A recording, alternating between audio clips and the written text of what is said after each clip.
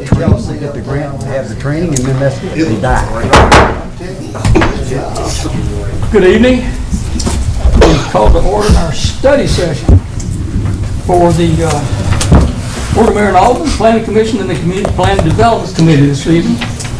We've got a full agenda that we have tonight to go over. We've got a document that's been prepared by our planning director of some 400 pages for study, and we'll delve into some of those pages tonight. I know that everyone's not read every word on every page, but we got the idea of what's being proposed. So if tonight, if you would please join me in the pledge to the flag. If you would please stand. I pledge allegiance to the flag of the United States of America and to the republic for which it stands, one nation under God, indivisible, with liberty and justice for all. Thank you.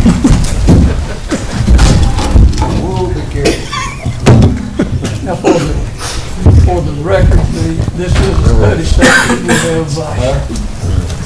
We have four of our aldermen and mayor present, our city attorney, our city administrator.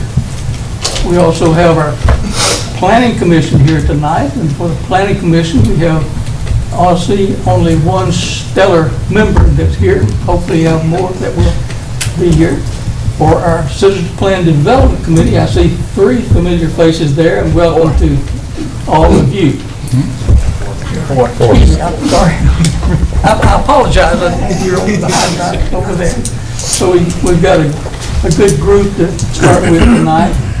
To start with, I want to, if you looked at those of you who have the agenda packet had four different topics that we wanted to review tonight. The topics that we're to review are the proposed sign ordinances and the moratorium and impact fees, and then we wanted to hear from our Community Planning Development Committee. And the first thing that I realized when I started with this was, hey, I want to hear from our Citizens Plan Development Committee first. So with that, I want to turn to them and give them an opportunity to give us an update on where we stand with that committee. We recognize, sir. Okay, thank you, Mr. Mayor. I'm Chuck Dean. I'm chair of the committee, and also with us tonight from the committee is Jerry Henneke, Jamie Moorhead, and Nancy Cheney. We have two of our people who are on business tonight, Elizabeth Bowling and Greg Grissell. The CPDC's task, as stated, is twofold. Our first charge was to make appropriate amendments to the existing comprehensive plan from 2011 to be presented to the Planning Commission and the Board of Mayor and Aldermen. Secondly, we were to formulate a long-term plan referred to in the November 14th, 2022 proposal by Alderman Kurt Glick as the 2025 updated Tullahoma Comprehensive Plan. The CPDC began meeting in early January 2023. The first few meetings were primarily organizational in nature. By early June, our group had met 15 times, or an average of 3 times per month. Then, due to assorted vacation and trip schedules, the committee elected to recess until August. We're now well underway again. I would like to point out, half of our committee appointees have professions which require them to travel at any given time, such as this evening.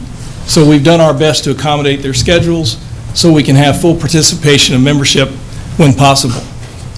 In late January, the CPDC began the process to revise and amend the existing 2011 comprehensive plan. Amendments were made to this plan with input from all members, from former planning director Mary Samaniego and from the BOMA liaison, Alderman Glick. As the PC and BOMA are aware, there were several deficiencies in the original 2011 comprehensive plan and area use map, which kept the planning department from assisting property owners who were living in zoning districts which did not allow them to make improvements to their property. As part of our review, revisions to remedy these deficiencies were accomplished through our work with Ms. Samaniego. This process carried into early April and then was presented as the revised 2011 comprehensive plan to both the Planning Commission and BOMA at their respective meetings in April and May. Please note, in addition to or as part of the CPDC addressing our assigned tasks of both the 2011 revised and the long-term 2025 plans, we have been involved in the discussion or review of additional issues.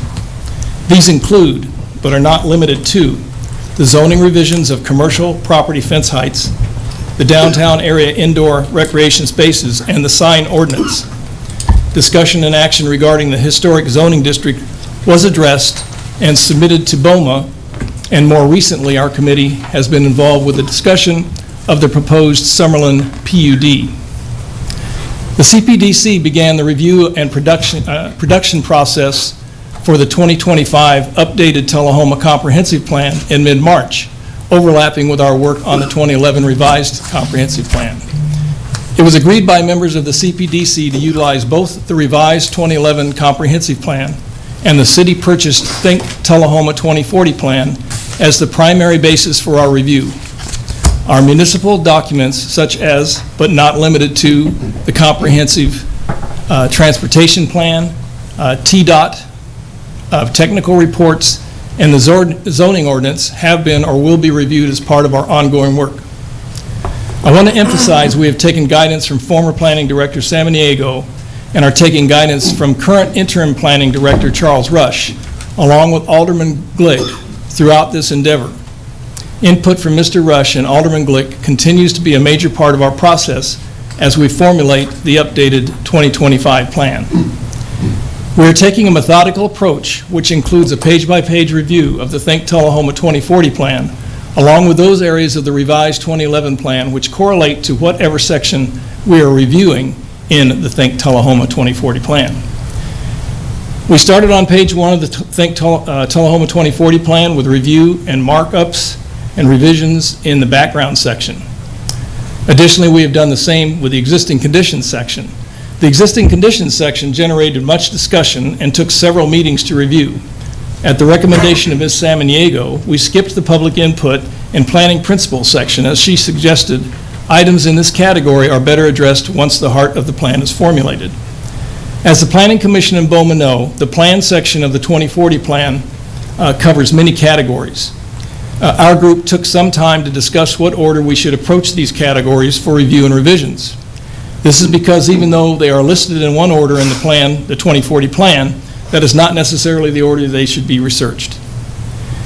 Once again, in consultation with Ms. Samaniego, it was decided that we would, our best starting point would be the mobility and transportation sections. To begin our review of the mobility and transportation sections, we had one meeting with a virtual tour of the city using primarily the overhead parcel map.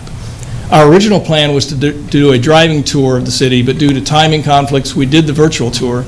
We may still proceed with a driving tour at a future meeting. While most people on the committee have a good handle on the roads in Tullahoma, the bird's eye view was helpful as preparation for review of the mobility and transportation sections.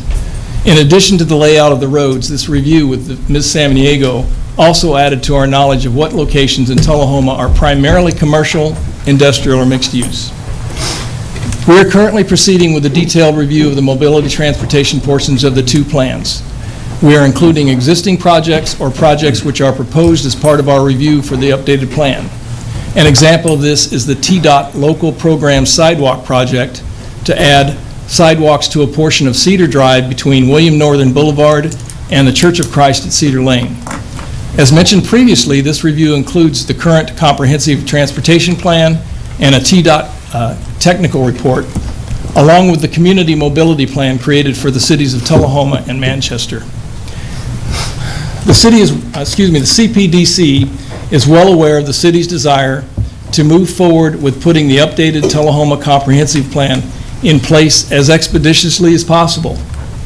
To that end, we are aiming for spring of 2024 to have things wrapped up.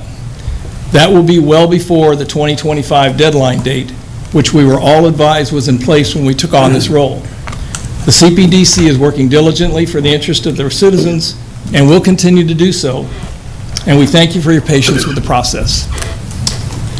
Well, thank you for that report. Welcome. I think it would be very helpful for me and perhaps for all of the people that are participating if we could get a follow-up to that as a hard copy. Sure. If you could just email the attendees here the report, that would be nice for reference. I will do that. I heard one date in there that was some interest, that was early 2024. Well, spring. So you can interpret that how you wish. We're looking forward to that. Thank you very All much right, for thank that you. report. Very good. Anyone have questions for Mr. Dean?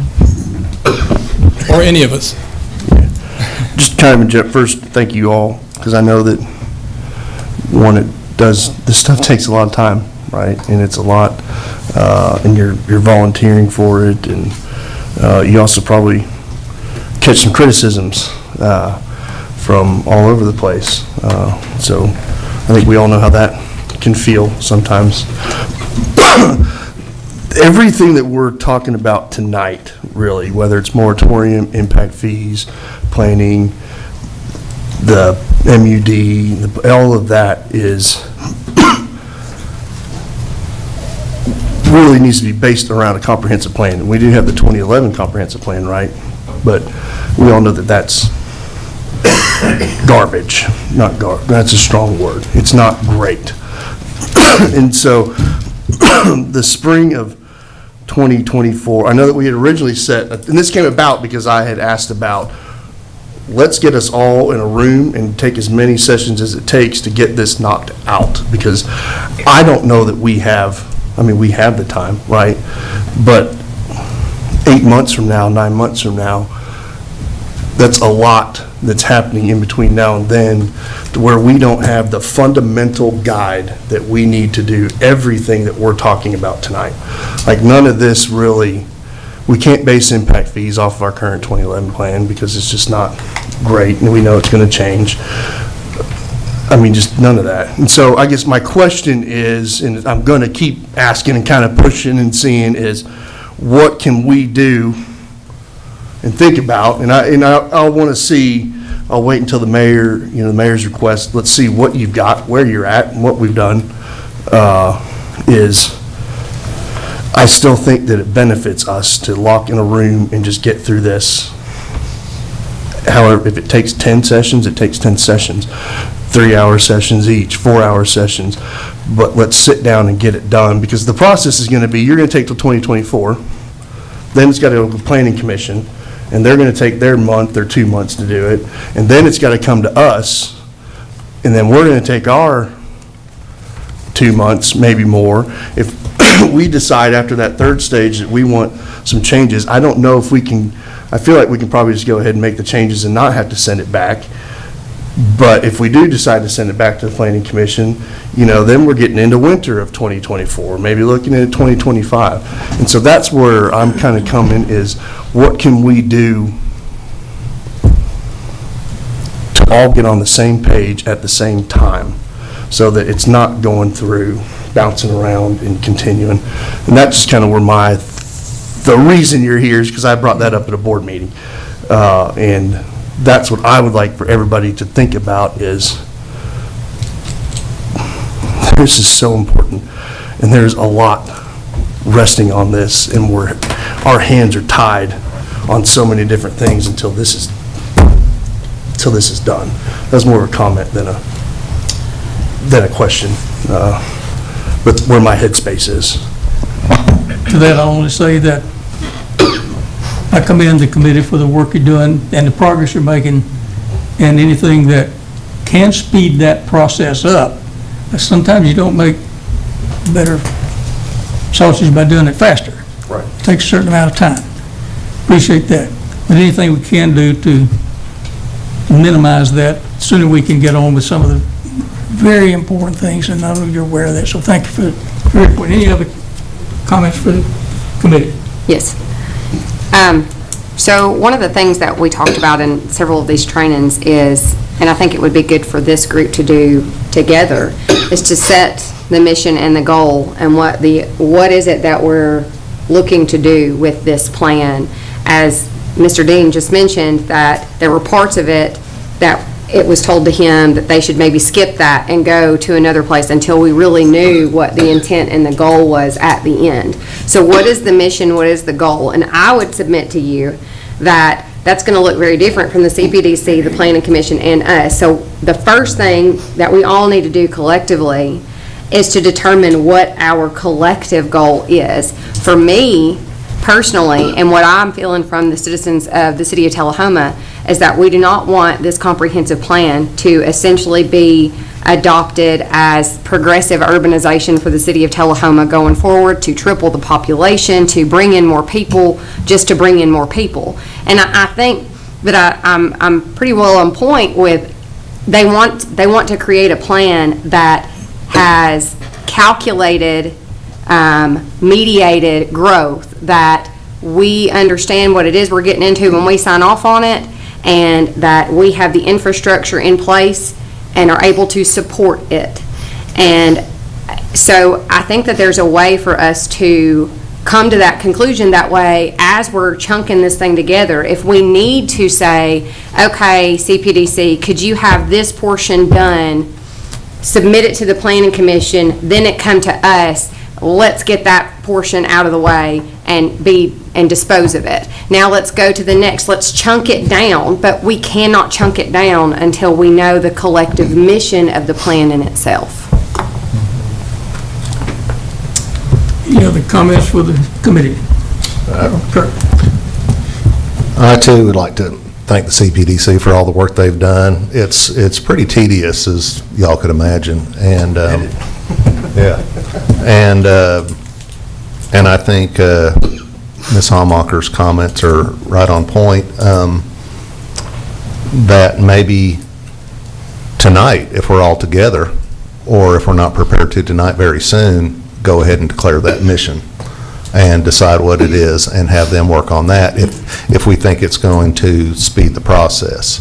But they do have a pretty good methodical process going forward to get the thing done. And I think, some things, and we're talking about a long-range, very long-range plan, some things you just can't rush and throw together when you're speaking of that much time. So I don't think there's any problem maybe with us setting a mission and a goal. I think what you said is pretty good.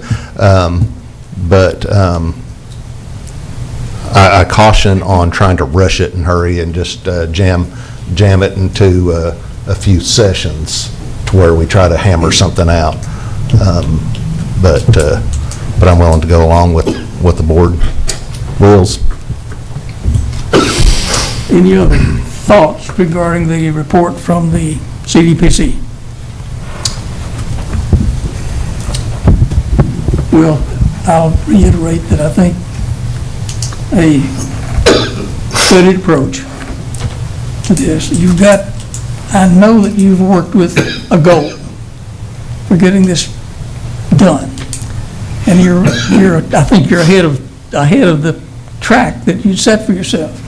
So I commend you for that, and I know that you'll hear the board in our goal to expedite it. So thank you for that.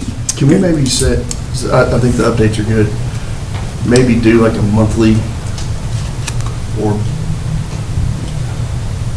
check-in, whether it's a written report or then maybe if we can put together if we're going to do the mission, if we're going to work on that collaboratively, then we set a deadline for that. It will be done by this date.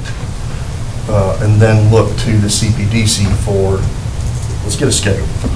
This is the plan of attack, this is what we're taking here, this is the date that we're going to have this piece done, this is the date. And I understand that people do have things to do, because we're all in the same position. I know ours is, we're elected and volunteered as well. And so I'm not saying let's rush, I'm not saying, but if we can get some sort of structured attack and approach so that we know what's happening, we can communicate that outward, and then, just here's a schedule, and then a monthly, hey, here's what we've been up to. Even if it's just an email. Let me ask a question to the committee.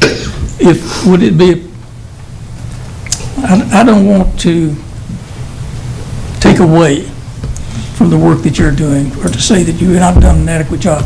But would it be possible for you, as a committee, to articulate your goals and objectives and a schedule that you propose that you could share then with the Planning Commission and the Board of Mayor and Aldermen?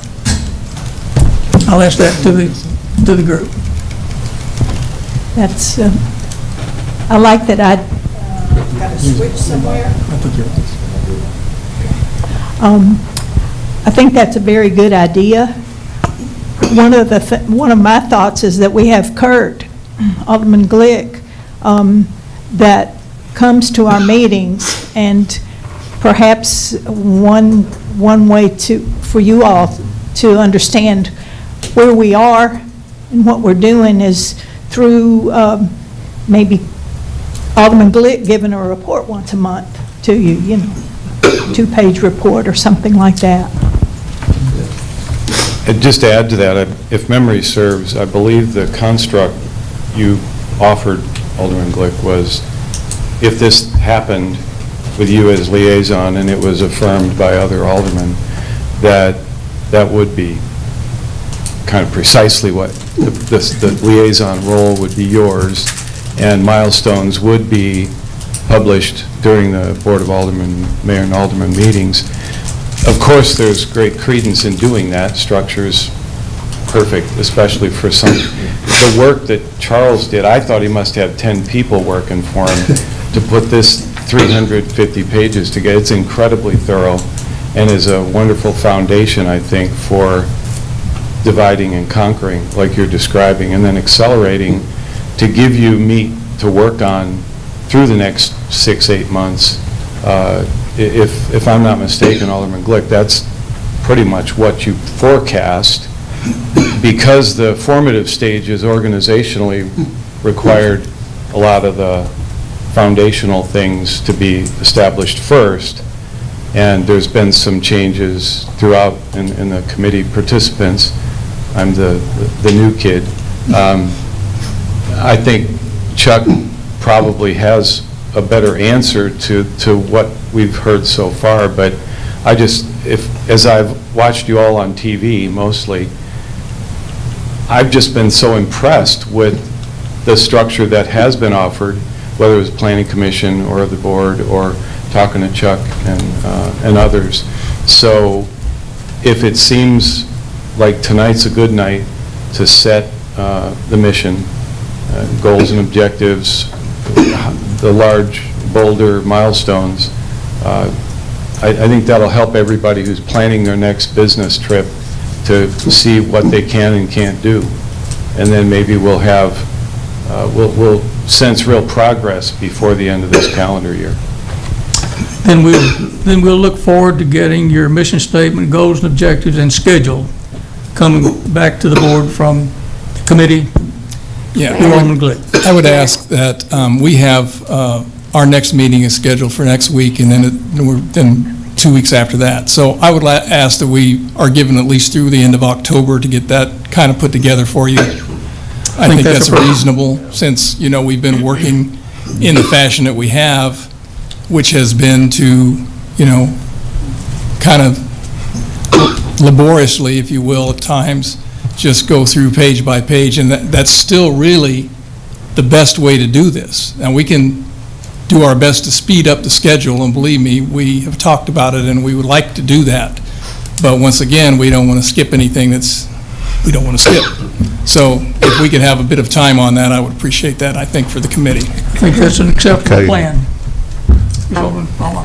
Okay, so since now it's kind of going back, instead of us doing it all together, which I'm fine with this, but I think that each entity kind of has to consider their role, and then we come together as a board after they submit, and then we kind of collectively put something together about what we think this plan needs to emulate, look like, what are the goals and objectives long-term of such a plan. So the way I look at it is the CPDC is essentially what it is, the citizens portion of that committee. So it would be your goal to bring back to us, what is the citizens' mission in such a plan, the 2025 comprehensive plan? What do the citizens want? And I realize that that seems very similar to what we would want, but I'm going to give you a caveat here in just a second.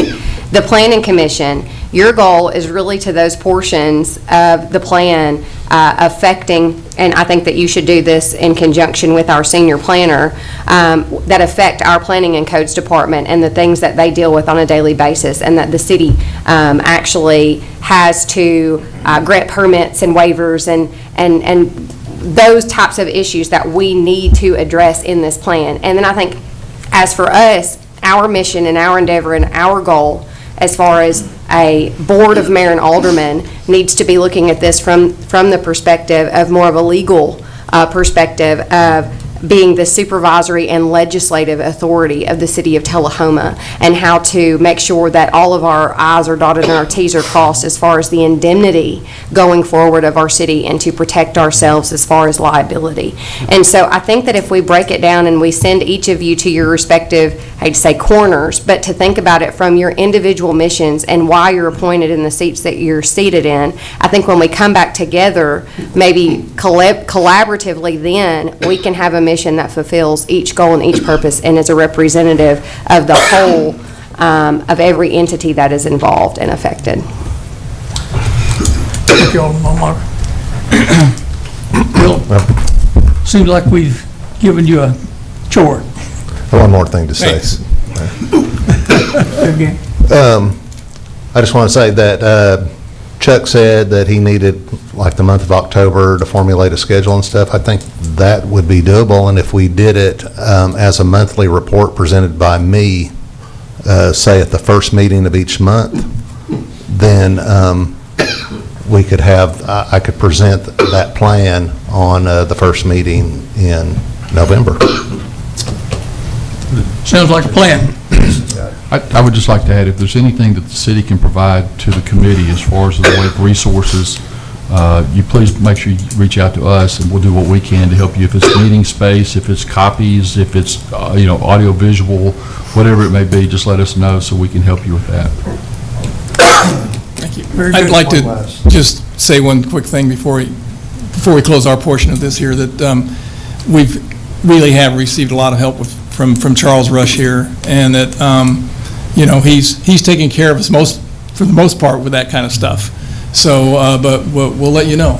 Thank you. Tagging on that, there's only one of us in this room that has the background to, coordinate and do this, and that is Charles. And so maybe we spend the next month and a half or 2 months and have Charles be a part of that. Here's the process that we need to follow, and maybe work with the CPDC and communicate with us, and we have a process, but like you said, we did say we were going to put together milestones in those pieces, but we never did. That was on us to do, and we never did that. And so it is unfair. So maybe that is the direction that maybe if we can't vote or not or anything, but have Charles work with the board to, here's the process, here's how we break it down. Because we did have a shift in planner and all that, and take 2 months to do if it takes. But then come back and then let's all get on that same page. We'll sign off on it, make it official, that's what we stick to, here's the dates. And then go from there. And if I may, the meetings that we've had have always had Charles at them, and so he has always been there as either, sharing his voice of what's going on, giving us his expertise, bouncing ideas off of. So that cooperation's been there, and it will continue to be. So. Very good. I think everybody's on the same page as far as going ahead with the activities of CDPC. Also, anybody that, the CPDC meetings are public, they're well advertised, so anybody that wants to attend those meetings in this group or anyone in the public is welcome to attend the meeting, see what's going on, see what they're doing, so. Very good. We're still in that tiny hot room.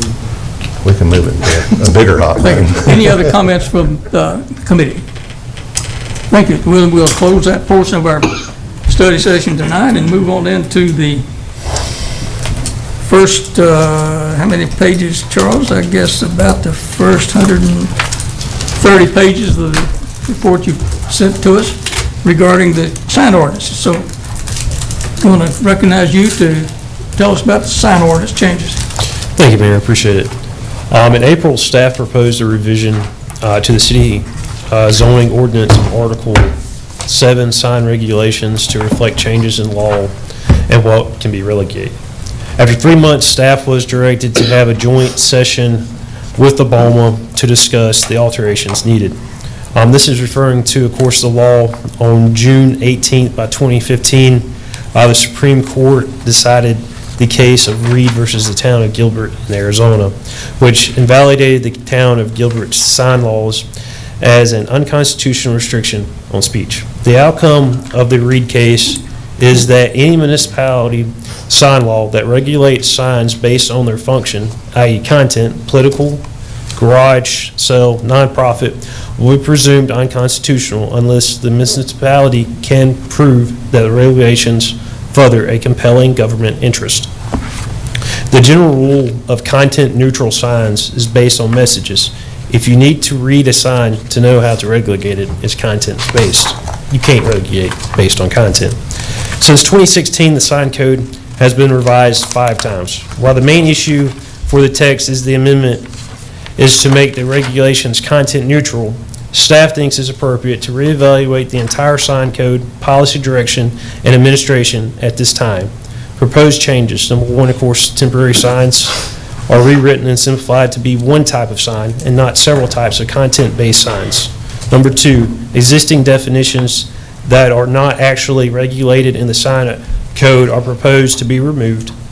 Relevant definitions that are difficult to understand by the public have been simplified. The sign table has been deleted entirely. You can see the sign table as it currently sits on page 21 of the document. As you can see, this is against the ruling of the town of Gilbert versus Reed. The proposed can be found on page 34. Those are going to be the new temporary signs as adopted. Some questions, of course, from pages 25 to 37. Those include all planning commission's feedback as it was received. The main issues that came up is residential signs up a limited amount of time, freedom of speech versus clutter, and residential on private property, no restrictions. This is a policy decision that has to be made by the board, mayor, alderman, and planning commission. So I yield back to you. Very good. For those of you who have had a copy of the document over since last Friday, open it up for questions for Charles. Any questions regarding what he's proposing for a change to the sign ordinances? I have a question. How would this affect, if any, the requirements of gathering a sign permit? Are any of these signs just de facto permissible without a permit? And do we have those laid out versus does every sign in this town need some sort of permit? We think it would be best as staff to kind of permit all signs just so it's kind of clear on exactly the direction that is needed. It's kind of unclear. That's why most people, they put up a sign and then it's just like, oh, well, I tell you, you can't do that, I'm sorry. So it's just kind of better defining that. I guess I would disagree with that, and the reason I bring it up is because if it's a commercial sign, perhaps maybe we have some interest, but if it is a private sign displayed on private property, I'm not sure that we have enough interest in regulating such and doing so. Now, if it's a commercial sign that has electrical wiring, for example, I know that one of the reasons for the permit is to make sure that those signs are safe, and so that makes sense to me. But if it's I'm trying to put letters on the front of my commercial building to advertise my business, I don't know that would require or should require a sign permit. And I think that that is just an unnecessary cost and delay to businesses in this town. So I would like to limit the permitting to those that are absolutely necessary to be inspected for whatever compelling government reasons we have, because I think that's the intent of the ruling in the case that you presented. Okay, so it's to do with temporary signs. If you allow anything to be on a building, then who's to say that you can't cover your entire building with so much square footage? So that would be why we actually permit those signs, just to kind of make sure it's visually appealing, which we do have the authority to actually regulate by the state. Visually appealing? Yes, we do. You can regulate for visually appealing. Yes, you can do that. I don't care if it's the intent of the state to allow us to do that, and that's why I bring this up. This goes back to the mission. What do we think as the city? I err more on the side of less regulation than more regulation, mainly because of your individual constitutional rights. And I know that if I buy a building and I'm investing in the city of Tullahoma, the last thing I want is the city of Tullahoma telling me what I can and can't do in regards to what color I paint my building, or how big my sign is. You know, if I own Minuteman, for example, how big my sign could be on the side of that, and advertising my business. And, you know, unless there is a compelling government reason, and I don't know that visual appeal is compelling enough to restrict speech. So I want our sign code to be the least restrictive available to further our mission, in other words, of whatever that's going to be. And if we're trying to get businesses to come to Tullahoma, then our sign code and things like that need to also be appealing to businesses who want to come to Tullahoma. It goes down to everything like that, because just in starting a business and trying to put a sign out front, we're creating more headache and more fees and more permits than are necessary. And people don't want to deal with that. That's understood, and staff doesn't direct policy, so if that's where Alma wishes to go with the planning commission, they can do that. I could get behind that.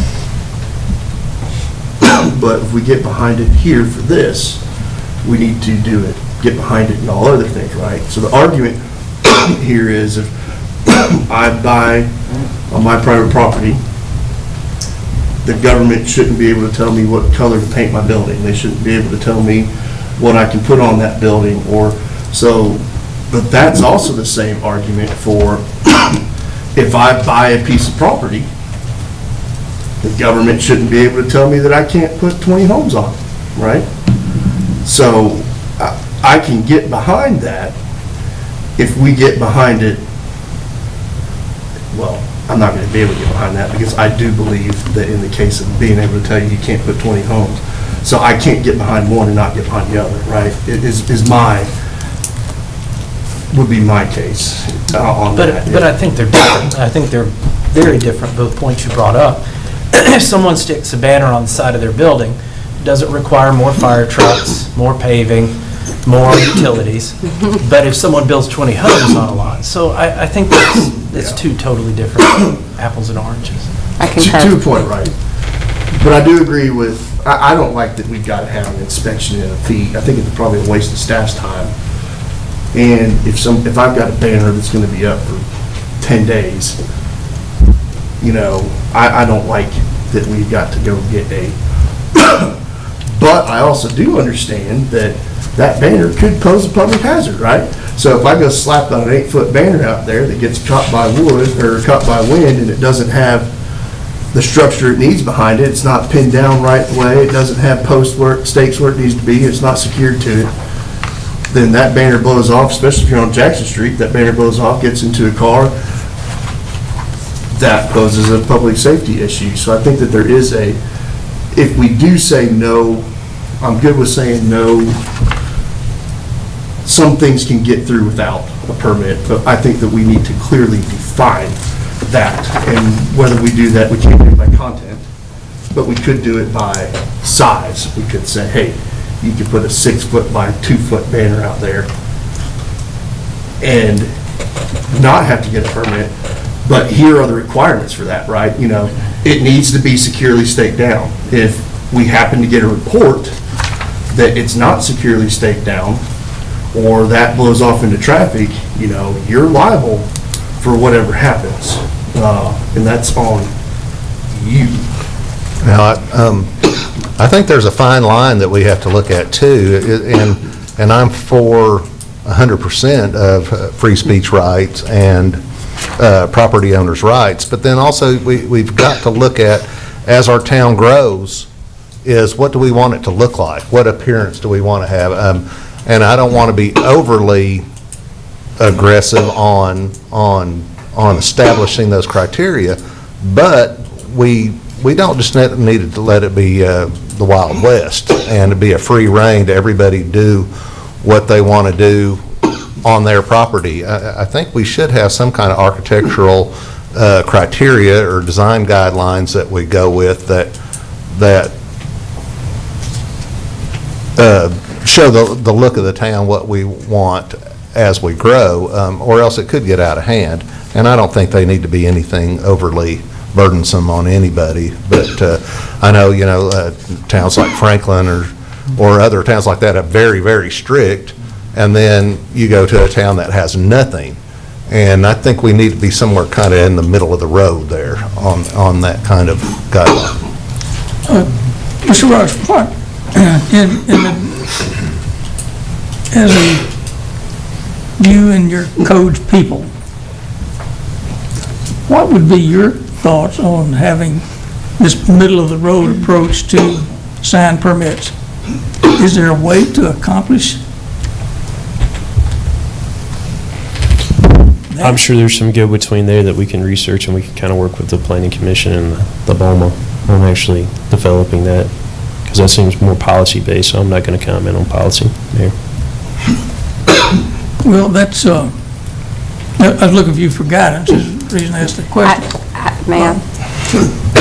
Thank you, Mr. Rush. I have to give you props on that response. I'm not going to comment on policy. I think that is very wise of you and judicious, because you recognize that, you know, you implement and we create the policy. And but I do think that, you know, if it's fine for you to gather research and provide us with resources upon being prompted, obviously, and I think that you answered that absolutely perfect. So I have to give you major props on that. May I say, too, just in consideration, to give you guys another example, we've been doing this often. We grant essentially a permit and a sign waiver every year for certain events, for example. And one being the beginning of October, and they just came last week to ask for an exemption and a permit to put signs in the right-of-way for the Walk of Prayer, I think it's called. And they do that, and they come every year. Same thing with the 41A Festival, the Christmas Parade, all of those. I think that what I'm seeing here is we could streamline that within our sign code to where that redundancy did not have to be perpetual. And if it's something that we approve one time and it's on an annual basis, then we just approve it the one time. Now, if you're going to do it, 20 times a year, that would be different. But if it's an annual, we're not doing the Christmas parade 4 times a year. I think there's a way to do that where once you have sought the permit once for an annual event, you don't need to bring it back to us every year unless you're going to change your signs or the size or whatever. I think that permits for city right-of-way signs, anything in the city right-of-way, I understand maybe requiring a permit of that. But I think that common sense restrictions are also totally appropriate on commercial signs and things like that. But if they are not illuminated and they are not electric and they're on private property, which means they're not in the city right-of-way, I think that to require every business in town to gather a sign permit and to pay a fee for something that's not even illuminated or using electric is a waste of their time and your time, and, you know, and it's burdensome to all parties. Nor could we even deny that permit because it would be unconstitutional. So I think that our sign permit has to be guided mainly to restricting only that which is necessary to be restricted. And that's why I say 30 pages, essentially. I would like to set a goal to try to bring that down to maybe 50 pages. And only that which is necessary to be restricted for, whether it be visual purposes, what do we want the town to look like, or, you know, what is the least restrictive, you know, least burdensome amount of sign restrictions that the city of Tullahoma has to have to further a compelling government interest. The 150 pages is a bunch of different ordinances from everybody else's. Ours is actually only 25 through 37 are the pages that are being Okay. So proposed. it's not actually 100. So he's met that goal. Ooh, okay, good Already. deal. Great. Shrinking it down. I don't think we've helped you at all. You're looking, I don't. Because you're asking us what we want, and we're Exactly. saying we don't know, basically, kind of. But I do agree, the mayor, my opinion is, and we've had the conversation before, is you have, and this is in general, I'm not saying this is any city staff, right? You are in your position because we think that you are the best possible person to be in that position. Or he thinks so, right? We think he is at this time, and then he thinks you all are. So, you know, there's a difference between coming in here and demanding policy and things like that, right? Versus there's nobody more equipped in this room than you two to give an opinion on policy. In my mind, I'm not a planning person. I don't read sign. I mean, I've read our sign ordinance, and I don't understand it, to be honest, most of it. And I think that's why we're rewriting it. So I do agree when the mayor kind of asked, what is your, but you did already give that advice, though. You said at the very beginning, this is what I would do. So that's kind of where I am, is you have given us advice. I feel like this is the second or third time we haven't really given you any advice. I know that we can't vote on anything up here, but you're just going to keep spinning your wheels until we kind of give you that policy direction that you're looking for, is what I'm feeling in the room. I saw you had said something, so I don't. I don't speak as surrogate to Charles or the other Charles, affectionately known as Chuck. But what I'm hearing is you've defined this, you've given it the context, and having watched you for 2 years now, the various permutations of the board and the planning commission, Alderman Amaker used the word commercial a couple times.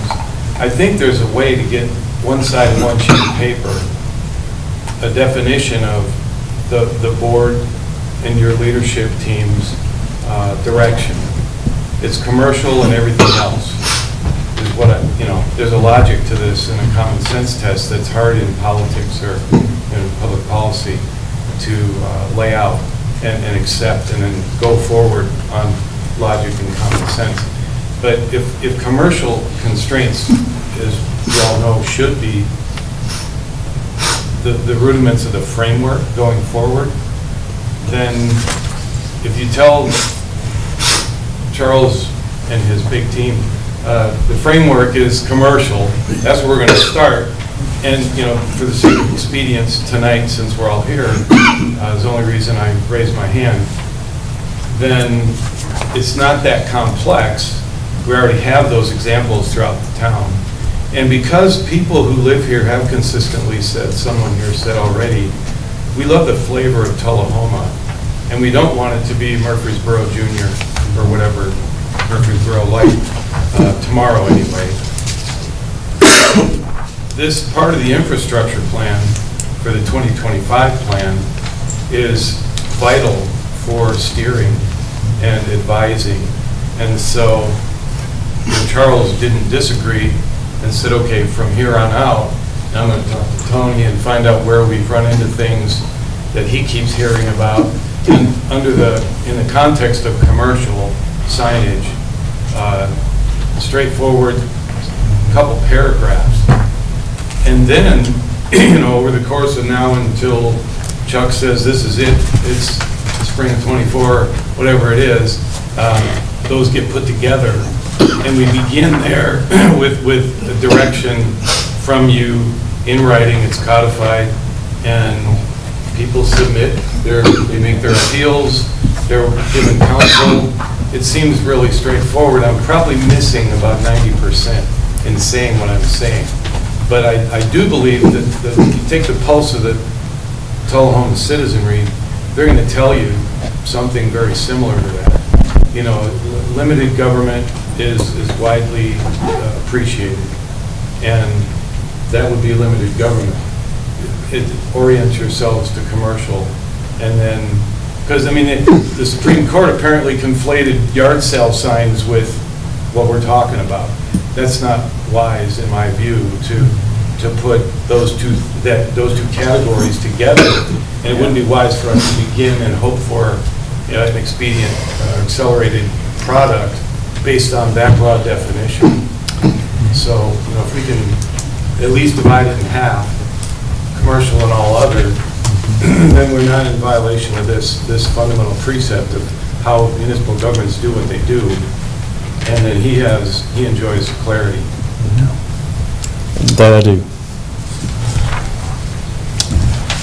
Let's hear from our city Could I say attorney. something?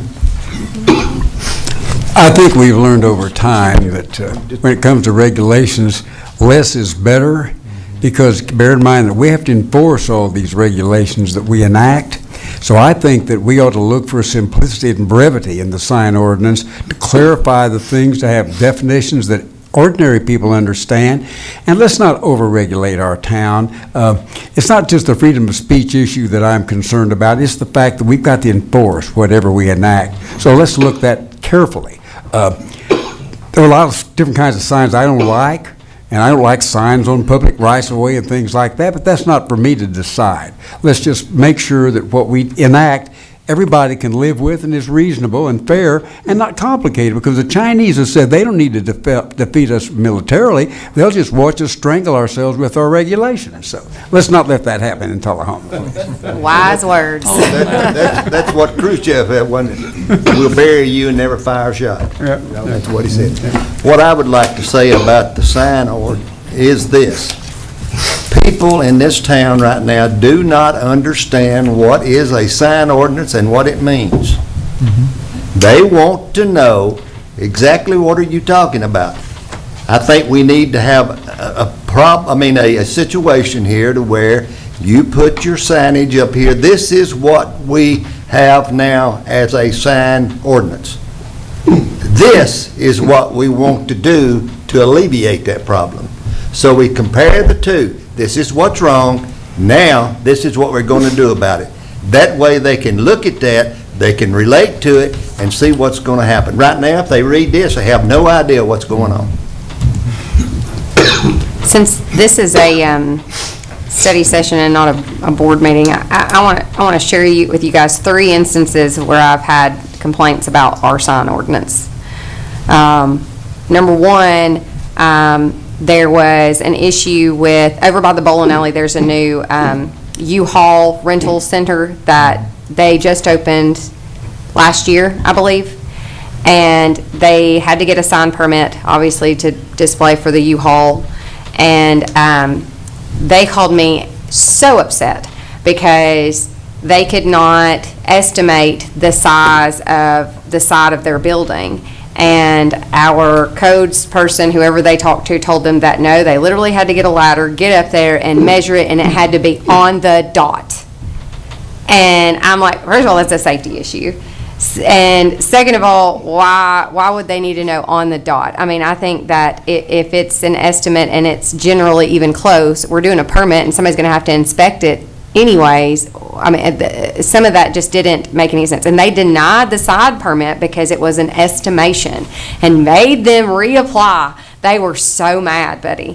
And I could understand. And so that seemed to be a little more regulatory. We have to remember, we're in the business of customer service. So where we might have a regulation and somebody can't comply, then we need to help them figure out how to, do something feasible and bring it into compliance or whatnot without burdening them into oblivion. The second example I'll give, and it's probably not my example to give, but he may not. Hopefully you wouldn't care. I believe that Mr. Mann here, before he was on the Board of Mayor and Aldermen, also brought to me, when he was a citizen and I was an alderman, an issue with a complaint about a temporary sign, essentially a banner on the side of his building that someone had called and complained about. That literally was nothing. It just said, hey, minimum press. And it was not illuminated. It was not a safety hazard. It was not a risk of any sort. But he was, threatened to be fined if he did not remove the banner. And I thought that was absolutely just ridiculous and preposterous. And then the third example I will give you, which has become an eyesore, and this is a personal, I don't technically own it, but I will one day probably when it's passed down to me. The buildings right down here on West Lincoln, we have a discount flooring store, many of you know, right there on the right. And there is a non-conforming, I'm going to say non-conforming, it's a pole. These properties have never actually changed ownership, but by my grandfather dying and it passing to my dad. But there's a non-conforming pole, and there's a perfect place to put a sign that they could make look really nice right there for that building, and the tenants in behind it, and it would look really good. But the city would not allow us to use that because when the road was widened, now where that pole is, it technically is in the city right-of-way. And it at one point wasn't in the city right-of-way. At one point was on our property, but when the right-of-way was extended, it now is non-conforming and cannot be used. So it is essentially an eyesore, but there's really no reason that we couldn't create the code where those things are so expensive. Why would you move it and why would you make it replace when it's literally not hurting anybody or anything and you can use it? So I think that common sense sign regulations have to come to fruition here. And I'm giving you these examples because these are real life, real world examples here in the city of Tullahoma that we see issues with redundantly, and we need our sign code to reflect whether we can have our city administrator create a waiver without it coming to the board or whatnot, to where we can take care of some of these issues and be in the business of customer service. So, since it got brought up, Sorry. Your name is called, you're recognized. right, the issue I had wasn't so much with, and I broke the rules, right? I didn't get a temporary sign permit. And my problem was that there were, and I drove around and counted, at least 77 other temporary signs around town, of which most of them had not gotten a permit either. But I was chosen to be fined and be told to take mine down. The selective enforcement, and I get it, you guys can't drive around all day enforcing just temporary signs. I mean, that would take a lot of y'all's time.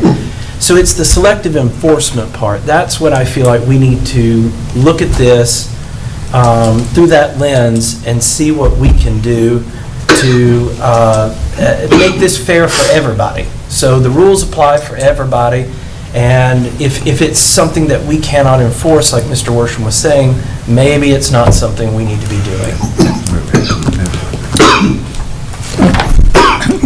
Mr. Rush, let me ask a question. You've spent a fair amount of time looking at the revisions to our sign ordinance and put together what's in front of us today. With that, are there components, the components of that sign ordinance that would be unusually burdensome to enforce? I'm going to let Tony actually answer that question.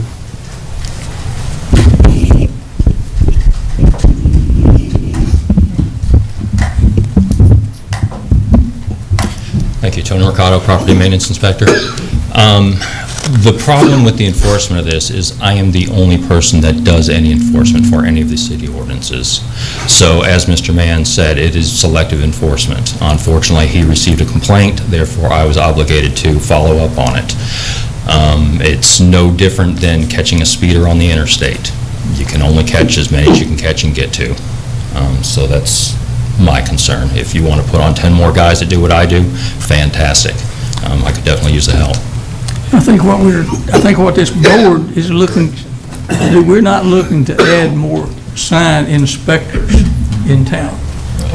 We're looking to create an environment in our city that Reasons to inspect. that allows us to have a city that's not overrun with signs everywhere that are unregulated.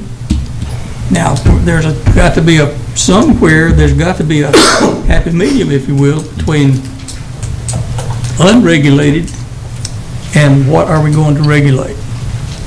And that's what, if it takes 10 more sign inspectors, I'm not for the sign ordinance. If you can enforce the sign ordinance that's been proposed, I can adopt that. So I don't know where we are with this as far as just how egregious is this sign ordinance that's being proposed? How impractical is it? That's the question. I think it depends on the overall vision that we want for the city, and I believe Mr. Henneke hit on it, that we're dealing with a couple different issues. We have commercial versus residential, so they have different guidelines as to what you're looking for as an ultimate outcome. I am for sign regulations to an extent. I don't think we should overburden people. The examples that Ms. Almacher gave, I believe there was some exaggeration possibly on the person that made those statements to her. But at the same time, I know that our office works diligently to try and work with people, and we try to make it as simple as possible. Sign permit fees are actually very nominal. It is usually a very simple process, unless you're doing some large billboard or something of that nature. Well, I think if you sent this sign ordinance to the Board of Mayor and Aldermen for approval, they would have a hard time passing. But I think that's the crux of what we're here for, though, is we've known, and I'm not chiding, please don't take it this way. We've known for 2.5 months now Yes. that we were going to have a meeting, on the existing sign ordinance. Everybody in this room has known that. Planning Commission, because I think I put it on. Yes, you do. So we've all known, and I know that we didn't get our packets until Friday, right? But we all have the ability to go to Tullahoma TN.gov and pull it up. And again, I'm not chiding, but I don't want to say I understand because I don't know that you are, but there's got to be some frustration because my understanding of what we're here is these things that we're saying, if we brought this to the Board of Mayor and Aldermen, that we would deny it. Well, that's the whole reason we're here tonight, is to give them the feedback and tell them what to prepare to bring to the Board of Mayor and Aldermen so that we pass it. And we say, I've heard it said, we're the policy people. Well, and we don't want staff writing policy. Well, then we need to write that policy. And what we're not doing, some of the things that, and I'm not picking, please don't take it that way. I've heard, we need common sense sign regulations. Well, what is that? If we're the policymakers, then let's define that and let's give that to him so that he can prepare something to give to the Board of Mayor and Aldermen that we're going to pass. So that would be I don't mind meetings. I don't mind them. And I'd sit here till 1 o'clock in the morning if we need to. But I feel like he's going to walk away tonight and still have no idea what it is that we want. And we're going to be in the same predicament where they're going to bring something, the planning commission needs to chime in too, because it's coming to you guys. So they're going to bring something to the planning commission, it may or may not pass there, then it's going to come back to the BOMA, and we're going to say, nah, we don't like this. Well, it's our fault. So that's the only thing that I would say is, let's give the man something. Okay. Would everybody turn in their packet to page 127? Thanks to Mr. Rush, there's some good guidance in here based on that lawsuit. And I think this is where we can start giving out some of that guidance. If you look, it says, after dealing a huge blow to sign codes throughout the country, the court did offer guidance on regulations that are not content-based. Following is a non-exclusive list of sign regulations that are not content-based and therefore presumed constitutional, along with examples of such regulations adopted by Dutchess County communities. So obviously, we have regulations in here for the size of signs. And this is where I would go with this, the size of signs. Mr. Rush, do you know of anybody that has ultimately complained about, or Mr. Mercado, about not being able to put or to place a sign because of the size of our signs?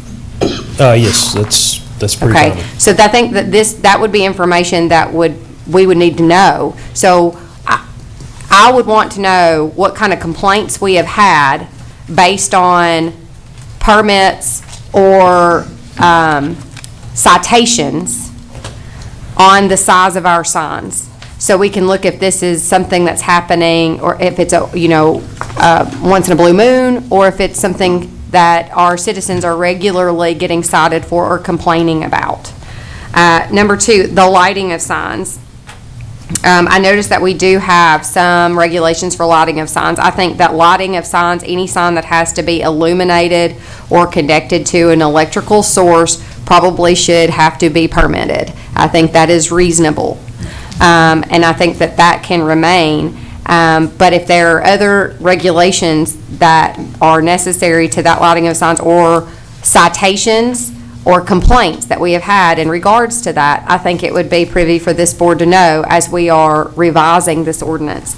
Same thing with electronic message display. We are starting to see an uptick of those in our community. Is this something that we want to regulate further, or is this something that we want, and when I finish, you guys can weigh in on that. Do we want to cap how many of those can be in town? I noticed that you can't have those on subdivision or residential developments. We can't even have illuminated or electronic messaging signs on the new subdivisions or the PUD that's being brought in. Is that too regulatory, in other words, to say that there are vacancies available, in an illuminated sign? The placement of signs, that's something that, we've been talking about.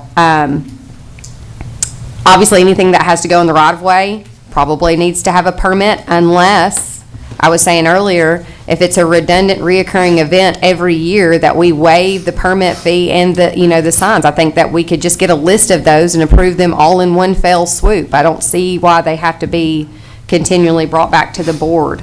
But I think looking at all of this, and I won't continue going down the list, but looking at this guidance right here, this is a starting point for what our vision is and our purpose in this sign ordinance, and to what extent we can regulate and still be within the constitutional confines. Mr. Mercado, I would say that your statement alone, that yes, it has been selective enforcement out of bare necessity, should tell us that this sign ordinance is not working for us. And we are going to have to, unless, like the mayor said, increase the number of people on staff to regulate and to, issue citations, then we need to bring it back to where one man can handle this. And if one man's going to do this job, then this sign ordinance better be bare minimum only to that which is necessary and compelling. And right now, I don't think we're even anywhere close to that, even with the decrease in it. Because one guy can't go around and issue, every citation or what it comes down to is only when somebody submits a complaint are we then going out. And so then it becomes, well, I know how to get my neighbor, or I know how to get that person I don't politically align with. And we have to stop doing that and using the city, and our resources to exact political revenge. That's exactly that. Do you have what you need? Be honest, do you have what you need from us? Yes, I'll be able to draft that. However, I would like at least some kind of comment from the planning commission knowing that this would go through, or what kind of feedback you guys have for this. Because it's going to depend on y'all as well, because the only people that can actually change this is the planning commission, so. Because I think the planning commission, we went through it page by page, and paragraph by paragraph. It's just whatever you come up with from. Well, I think that, because I was on the planning commission at the time, and that's what, we went through it page by page, paragraph by paragraph, and all those notes are in here. And at the end of that, we decided, well, let's get BOMA involved so we don't go through this entire process and then it just gets kicked back. And that's why we're here tonight, because that's not my worst fear, but that's not what I want to do, is have him, there is a ton of research in here, and a lot of time has been spent, and we've been working on this for 2.5, 3 months, and that's just way too, I know that sometimes rushing the sausage makes a bad sausage, but also sometimes taking too long to make that sausage, your meat goes bad. So that's kind of where I'm at here, is let's make sure the guy's got what he needs, the planning commission has what they need, so that the next time this comes back to us, we're not sitting here having the same conversation, and we're kicking it back, and we're going through this whole 3-month process again. Part of the issue, I think, is if we all got together whenever we knew that we needed to, let's say we have a goal, we need to update this ordinance, we probably should have had a study session before everybody started to do all the work to get direction on where we're headed. And I think that if we all could have easily said, none of us, I agree with what Alderman Berry said, y'all are the experts. We have faith in y'all. I think that, we're the elected officials who, we answer to the citizens. And so if we would have had this conversation, I think, on the front end, and we could say there has to be a happy medium where we don't want to overregulate, then that would have made, then you could have focused on how can we simplify this, we may have been doing this backwards. Yeah. I think that's what this step is. Right. This is that step of. But I think that you're getting some good feedback. I would say just look back at those citations and the complaints that we get coming in on a regular basis, and I think that's going to tell you where to start. And, is this redundant, and is it a safety issue? Is it a compelling reason to justify a regulation? And if it is, we need it. You see what I'm saying? If it had merit. If it didn't have merit and was really a waste of everybody's time, let's scrap the regulation. So I think a good place to start is just go back through the citations and the complaints. Recognize City Administrator's comment. Charles, my question would be, do you feel like you have a good vibe from the board on what they're looking for as far as the common sense sign regulation? And then number 2,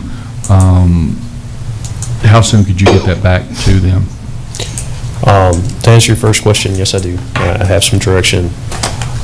Second question, one-man department. So, a lot of work. Hopefully, maybe sometime in December, I can get it back to you guys. It'd be about the fast, just with day-to-day operations and everything else. And then with the community planning, got a lot on my table, but I can probably get back to you guys in December. I think the first of the year is appropriate. Does that go to the planning commission first? Yes, that will go to the planning commission. And we've only got one meeting in November, one in December. Yeah, that's why I say the first of the year is appropriate. I'd like to make one other comment for consideration, and that was based on what you went through here, and some of the things were really good ideas, I thought. And what Jerry was saying about the commercial and all other, I think that's a good direction, but then also we could look at different corridors. And it says that in here in one of these things, to where there could be different regulations for, say, Jackson Street, as there would be more of a residential area, whether the signs are lighted or how bright they could be or whatever. That's something to consider too. I know, and it suggests that in here, so. Very good. Mr. Russ, having gotten the answer that you just gave to the city administrator, we're going to close this section on the sign ordinances. And thank you for the work that you've done putting this together, and thank you in advance for the work that you're going to be doing. Thank you, Mayor. Mr. Mayor, can we first commend Mr. Mann for his research? 77 other temporary banners. That is amazing. That man's on a mission. He was on a mission. I don't know how long that took you. May I just offer one last item as well? For large structured challenges like this, have you done, this may be too business 101, but, you know, this group does brainstorming. Some scribes over there with a giant whiteboard capturing everything they can. They give it back to you, the 100 things you said. Nobody critiques anybody, and gives you 75 votes to reduce, numbered voting, to reduce that 100 to something more manageable, reduce it again, reduce it again. That's kind of what I thought we were going to do tonight. I wasn't sure how big a bite we were going to take, but to help us frame these parts in appropriate context so that we can think we got something done, you know, something constructive was accomplished. I think, you know, the permanent, temporary, residential, commercial, nice quadrant to start with, but that's just my 2 cents. But if you haven't done numbered voting after brainstorming, for these massive projects, you know, any good facilitator can stand over there or behind me and listen to you speak one by one. Steve, next, and go around the room until there's no more ideas. And then they close that out, you take a break and get a coffee or your favorite adult beverage, and then they give it back to you for your consumption and reduction in a structured way. And then, you know, you actually have an actionable list. I would defer to Mr. Quick, you know, for the development of that idea. But because this is so large and because it's precedent setting, we are starting from scratch. It's been revised 5 times since 2016 because good intentions, great people, trying hard, but not conclusive, not you know, clear enough for public consumption and understanding. So I understand your goal to be satisfaction, customer support for our personal, you know, applications as citizens as well. That would be just an option. And, you know, I don't know how anyone else feels, and I don't speak for the committee or for Charles.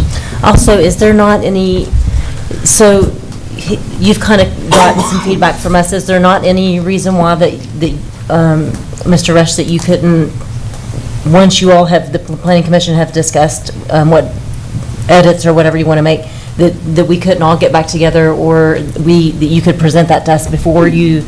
Hey, here's what you guys asked, you know, did I get this correct? Maybe you consolidate it down, and based on this, this is the result of that. Now, if you don't like the result, then let's go back up to the drawing board.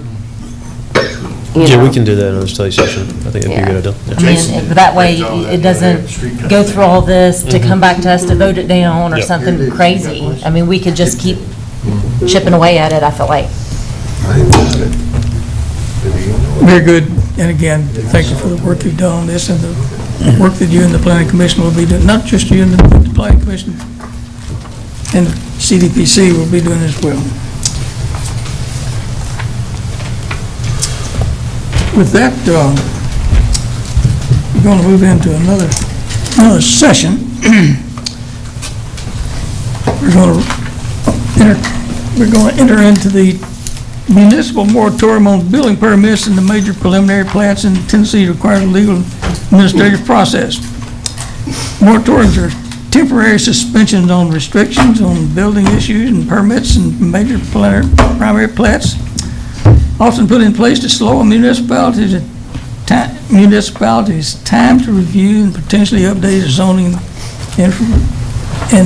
and land regulations.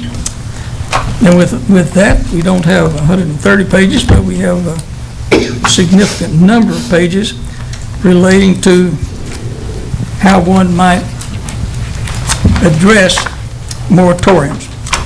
And if there's anything that you read in this that was, I hope, stuck with everyone, that is how important it is to, in considering a moratorium, how important it is to define explicitly what it is you're addressing in the moratorium and a plan to administer the moratorium. So with that, Mr. Rush, I'll let you open the comments. Thank you, Mayor, appreciate it. Staff was directed per the BOMA meeting on 8/28 to schedule a joint study session with the BOMA and Planning Commission to discuss the subject of a moratorium for Tullahoma. The meeting date was set for 9/20, but was moved to October the 2nd by the BOMA on 11.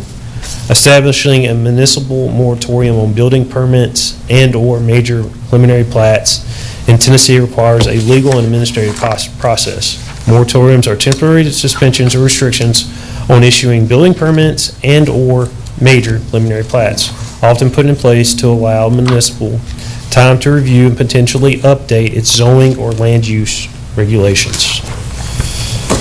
Common reasons include updating zoning codes, conducting comprehensive planning, addressing infrastructure concerns, or responding to sudden development pressure.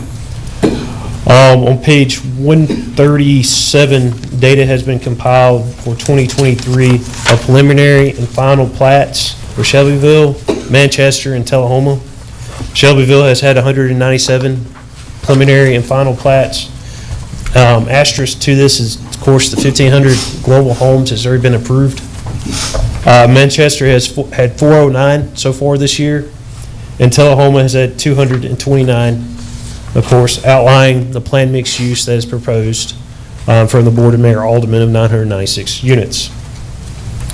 This is the policy decision that was by Alderman Wilson, Alderman Berry, Alderman Allmacher, and Alderman Glick. So staff looks to you for the policy that you wish to put in front of us.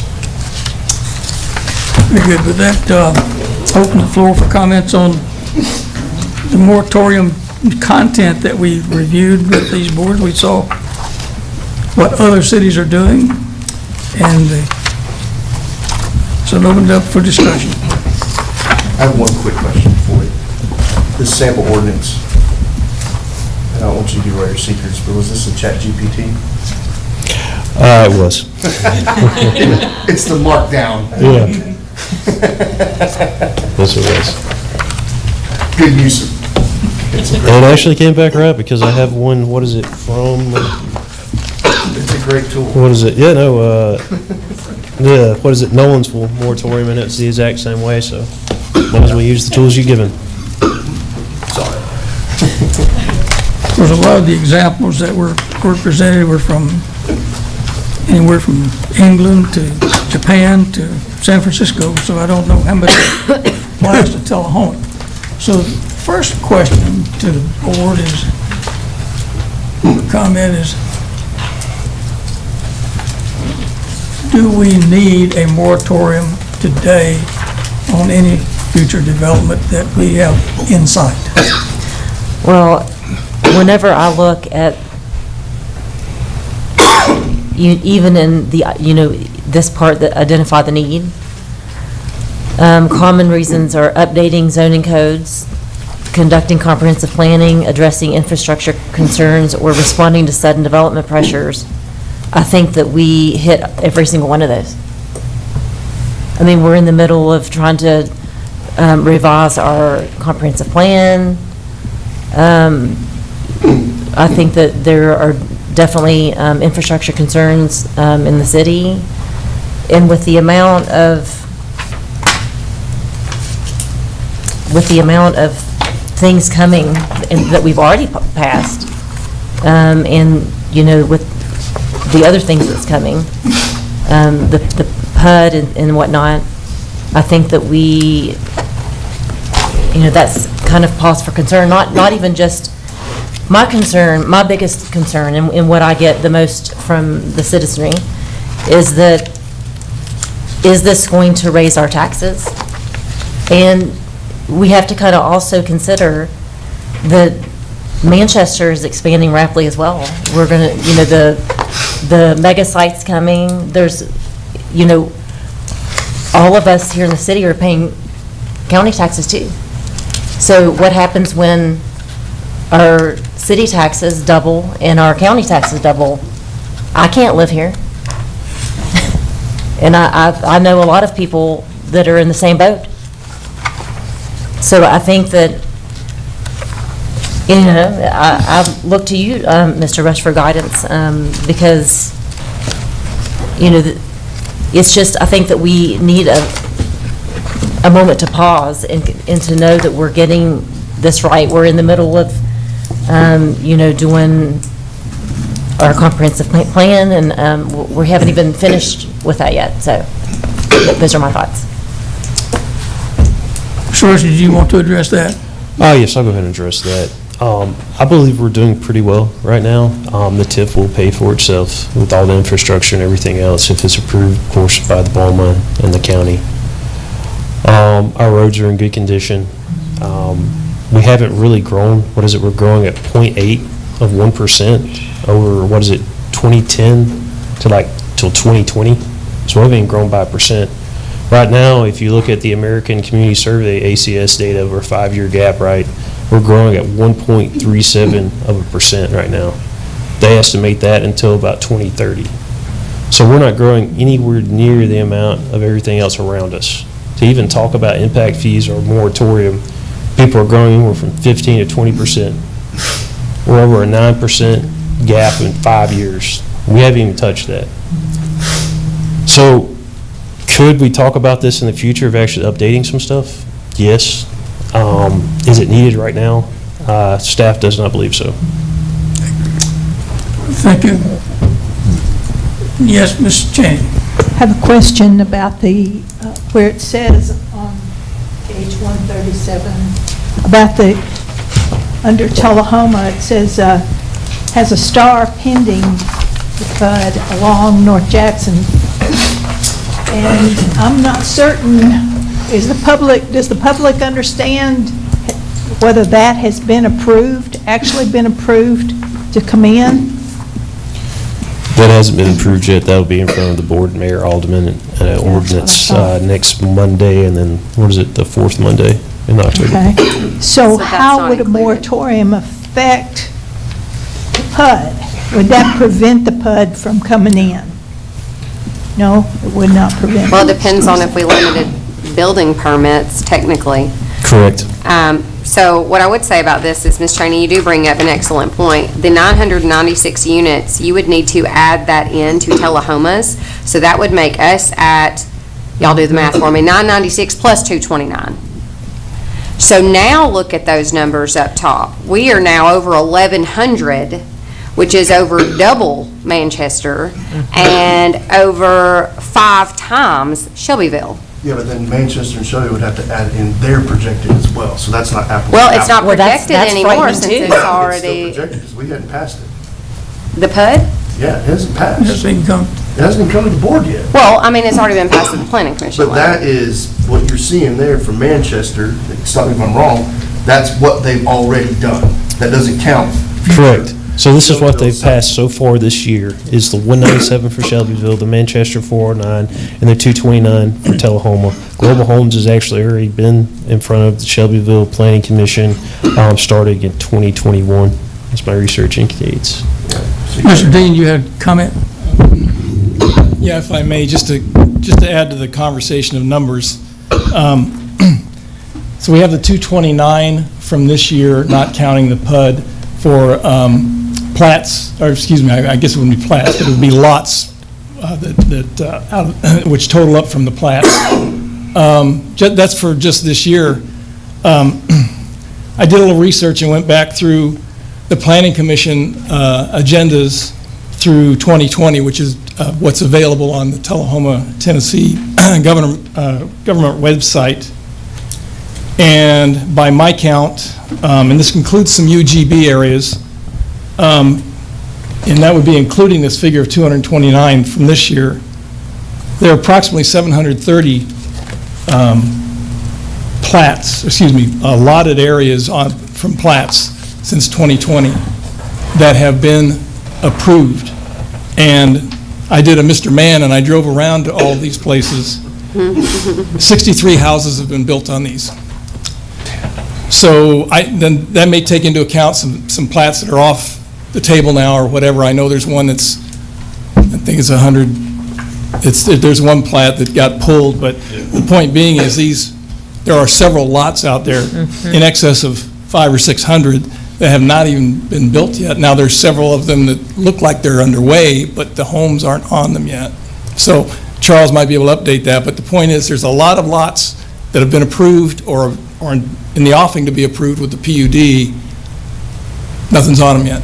Yeah, so that's the 730 plus it would be then the 996. I would like to respond to that. I left that off because a preliminary plat's only good for 1 year. So if that was actually going to come before, or someone was wanting to do work, it'd have to come back before the planning commission. So anything over a year is no longer approved. But these, Matt, I have one more question. So this number also, this only accounts for things that have come before the planning commission. This doesn't account for building permits for homes that did not require, I mean, when I got a building permit, I didn't have to come before the planning commission. So there are a multitude of building permits issued for new constructions that are not required to come before the planning commission. I left off minor plats because I did not think that would be under the table of actually telling someone what they can do with their 5-acre tract if they want their son to actually divide that. So that's why that was left off. If you wish that data, I can most definitely provide it. Oh, I mean, I'm not saying that we would. I'm just saying that this isn't, I don't want anybody thinking this is an accurate reflection of how many homes have been built or have been approved to be built.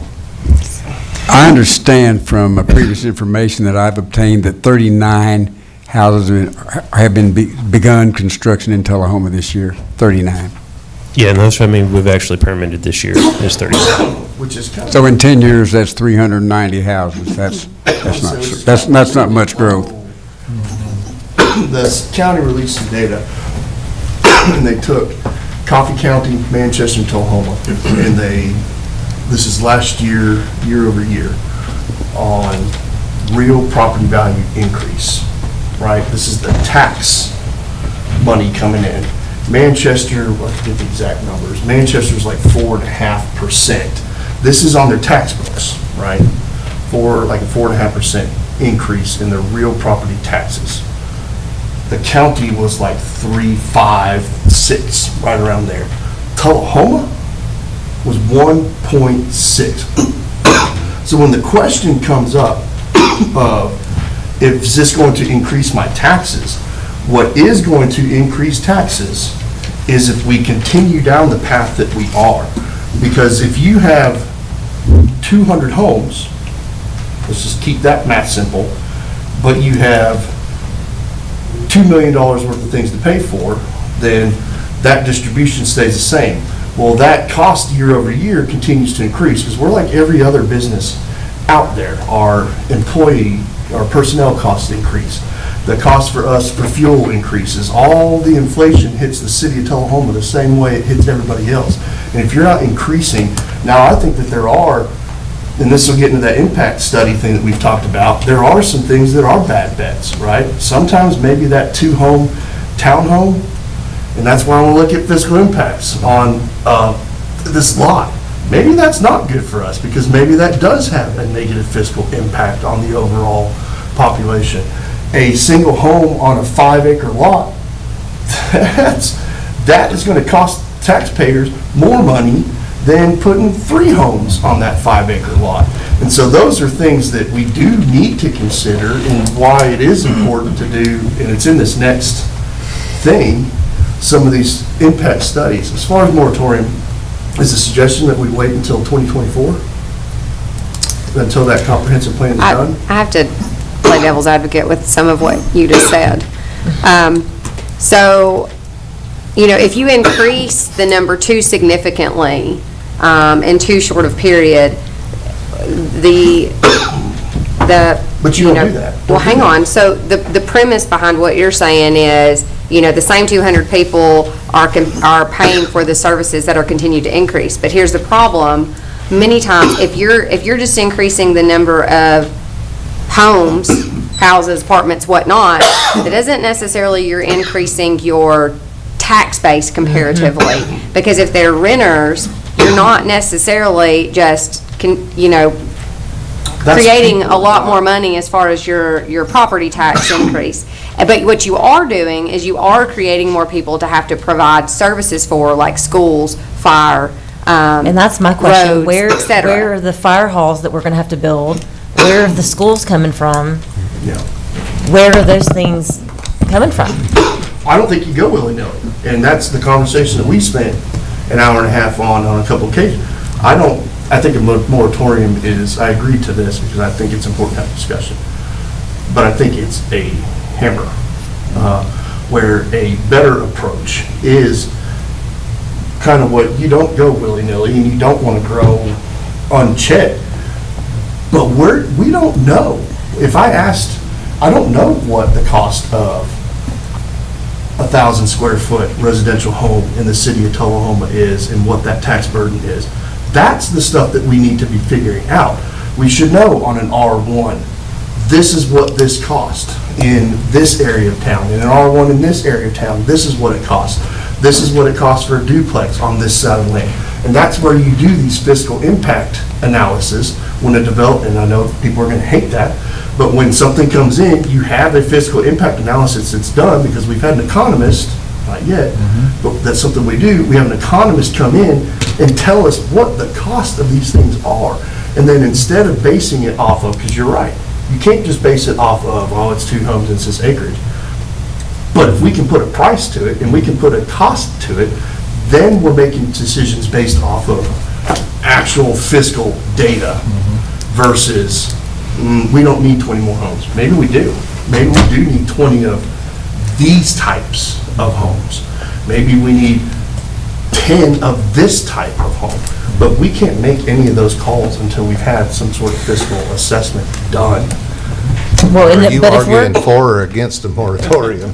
Because I'm not arguing for a moratorium, but I am arguing that we speak in economic analysis. I think you made a great point about the fiscal analysis and all that, but, and I'm not sure where I stand on a moratorium, but I think what you're saying is almost pushing you toward, that is why a moratorium would be needed, is to be able to get that economic data in where we could make an educated assumption on the growth.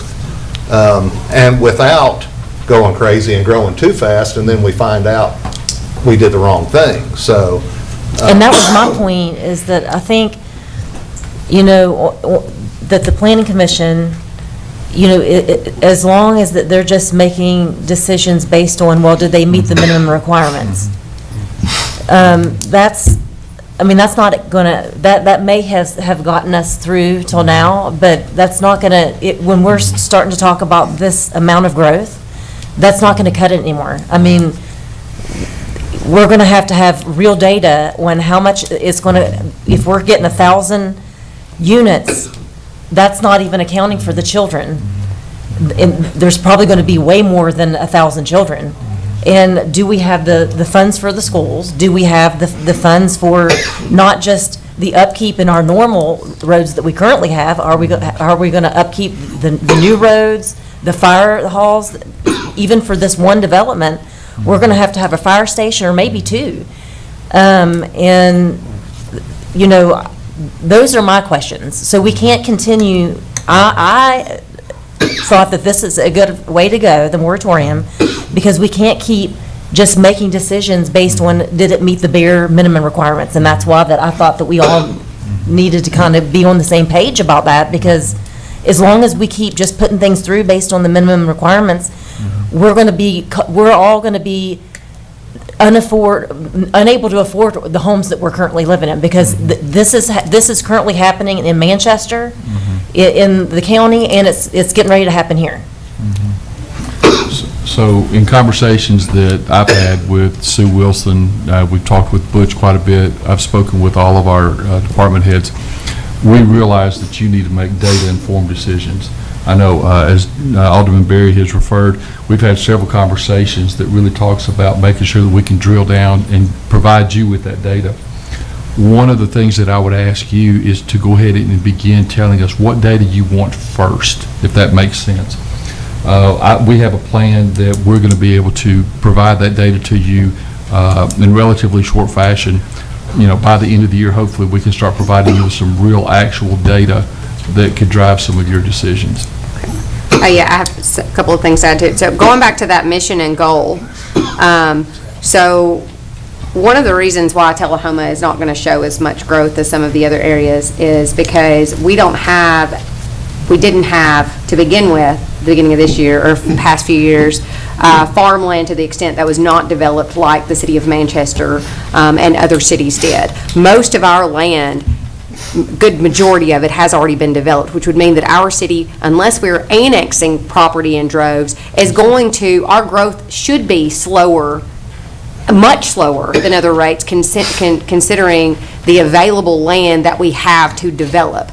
And with the state's push to conserve, some of that land, because of the issues that we're seeing infrastructure-wise, they are discouraging what other people would call sprawl. They're kind of going the opposite direction. So you want to preserve your 5-acre tracts. You want to, actually we're seeing that has a negative.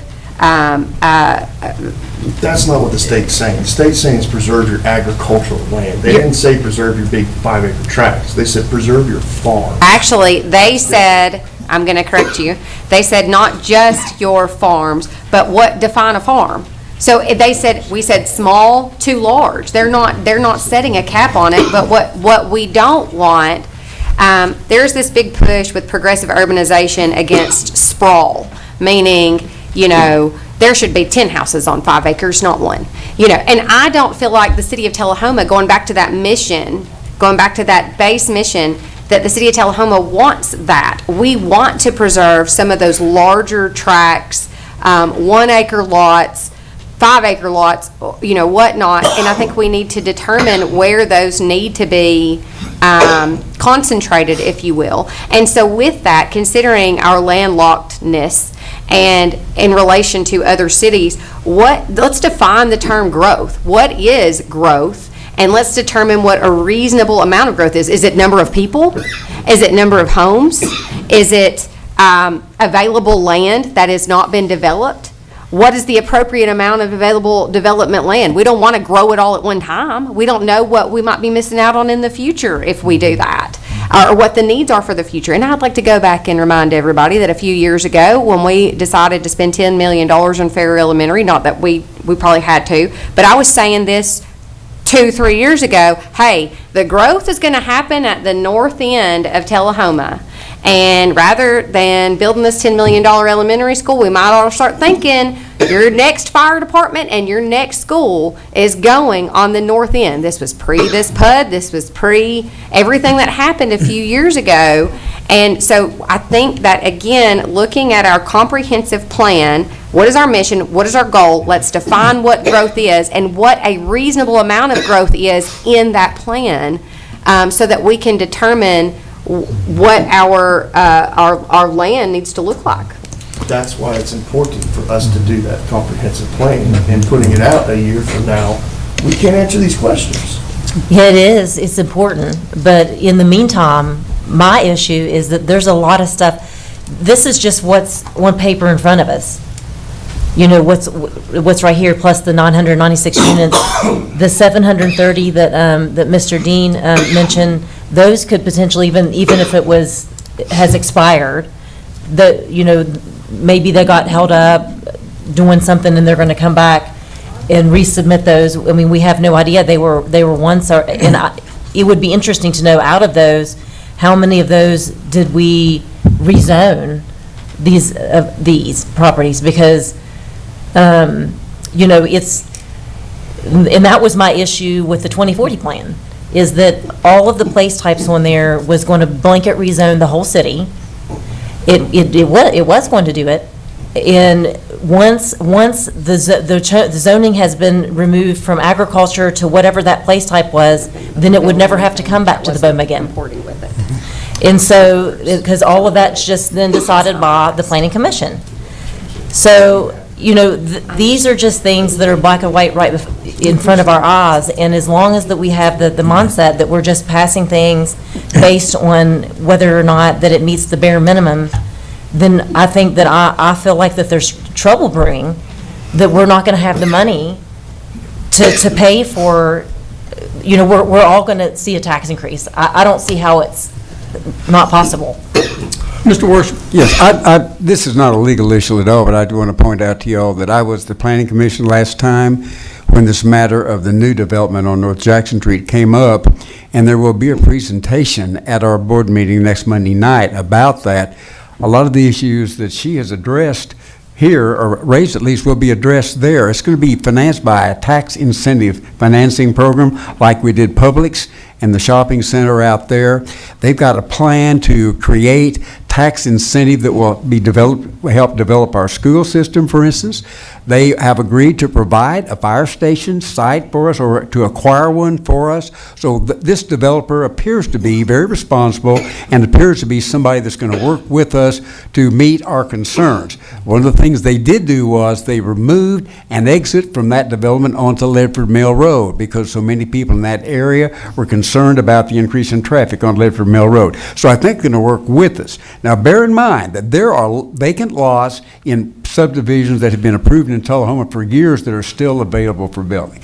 They're right even in Macon Manor, there's some. And there's some along Avoca Road and places like that. So we're not going to have 990 units in 10 years here. It might be good if we did, but I don't think we will. But I think we need to look at the moratorium, not because I'm opposed to it, but look at it in light of all the information we can gather so that we can make a measured decision about what we want to do about that. That's all. Could you tell us a little bit more about that TIF financing? What is that? The what? And how do they get that? So the is that, so you called it, you tax. The TIF, they call it Tax TIF. incentivization, or tax. increment fund. Well, I'll try. It's a long time ago when I got my degree in economics in UT, Miss Almacher, but I'll try to what I think it is. The tax revenue generated from the project will be used to reduce the debt because the people will borrow the money to build a project. But it also, there will be money set aside for the school system as well to help us alleviate the cost, the increased impact on our school system. And they're going to provide for that. There will be an expert down here to explain all that to us next Monday night. I'm not he, but I did hear it, and Mr. Hall will probably realize this, that the explanation was too complicated for me to understand. But so I've told Mr. Brooks, let's make sure that when he comes, he really explains it so ordinary people can understand. It requires some contractual agreements between the city. It does indeed, yes, it does indeed. Basically- But these are wonderful programs, and they really pay for themselves. And so I think that they anticipate the growth and anticipate how to help the city alleviate those problems. And one of the things that somebody brought up about the tax base here is, it's true that, our property taxes are very high because we don't have enough development now to raise the revenue we need in order to lower the property tax on those who are now here. So let's not rush to the moratorium, but it's something to consider, obviously, to make sure we have measured growth in the future. The TIF is basically, short. They look at the possible tax revenue over a period of time and say, okay, it's got to be approved by us, it's got to be approved by the county, and a certain percentage of that you get on the front end to cover. So that will help cover infrastructure costs like roads. Now, and that's based off, and some of that's actually it's in here. This talks about the TIF and explains what it is and the but-fors. There are some but-fors. The assumption is that area wouldn't be economically developed over that period of time. And so, but it does, the stuff that we talked about with the PUD ahead, they've estimated what all the economics on that. There's a ton of data that they're going to give us that hopefully we're going to sum down a little bit. that talks about tax revenues over the next 20 years, what the TIF is going to be used for, and all those different pieces. So that question is, for that one, is answered. And I think that, how many homes we had last year? You said in your report. 39. 39 homes built last year. Well, so far this year. Well, last year, wasn't it like 20-something? I think it was 27, 26, off the top of my head. 26 homes built last year, but there were 200 or so approved. And so what that tells us is it's market-based. These builders aren't going out and buying 1,000 lots and just building 1,000 homes. They're building it based off of, can the market withstand it? And something that and we obviously can't, right? We can't sustain it. And even this one here, 900 homes, it's going to take a period of 15-plus years to do that, because it just... So this says something about a TIF ordinance, so we have to pass that? It's an ordinance, yeah. So they're bound by... City and the county. So we had a TIF ordinance back when Publix came in? Yes, we did. You're somewhere else right now. No, I'm just curious, I didn't know any, those are new words to me, so I'm always up for learning something new. Well, it's real interesting. It's real complicated, but these financial people have worked it all out, and it works really, really well. It certainly has for Publix as well, yeah. I'm not anti-growth. Let me just put that out there again. Clearly, I'm a realtor, and I would love for more houses to come into town. I just don't want to, and if the TIF is our saving grace, I think that's great. As long as we know that on the cut and dry on the front end. I just don't want to turn around with all the potential new development coming our way and then do a disservice to our residents, our existing residents that may not be able to afford their homes if their taxes go up Let me say by the this. county and the city. Let me say this, the only way that our citizens' taxes will go up is if we have a moratorium on future development. And all of the existing taxpayers have to increase what they're paying for. So we have to have growth and increase the tax base. That's the way to grow. Not increase taxes, but to increase the tax base. And we'll do this if we do a moratorium, we stop that. And you scare away developers that could be contributing to the growth in our city. So we've talked about moratorium, but we've not talked about just what do we mean by a moratorium. We could have a moratorium on any future subdivisions. We could have a future subdivisions on any future preliminary plat approval. We could have a moratorium on the final plat approval. We could even have a moratorium on any new building permit. So we do not want to do that to stifle. We've got to have a very modest growth, and we'll continue to have a modest growth based on the economy. So it'd be my plea for us to increase the tax base and not the tax rate. We've made some comments about worrying about doubling the taxes, doubling property taxes. That is not even, that's painting a bad story, because that's not in the future. You've talked about 2 fire stations instead of 1. We've never talked about 2 fire stations. Yes, Ms. Cheney? Yes, my concern is that the development would take place, for instance, out where the PUD is supposed to be located, and all the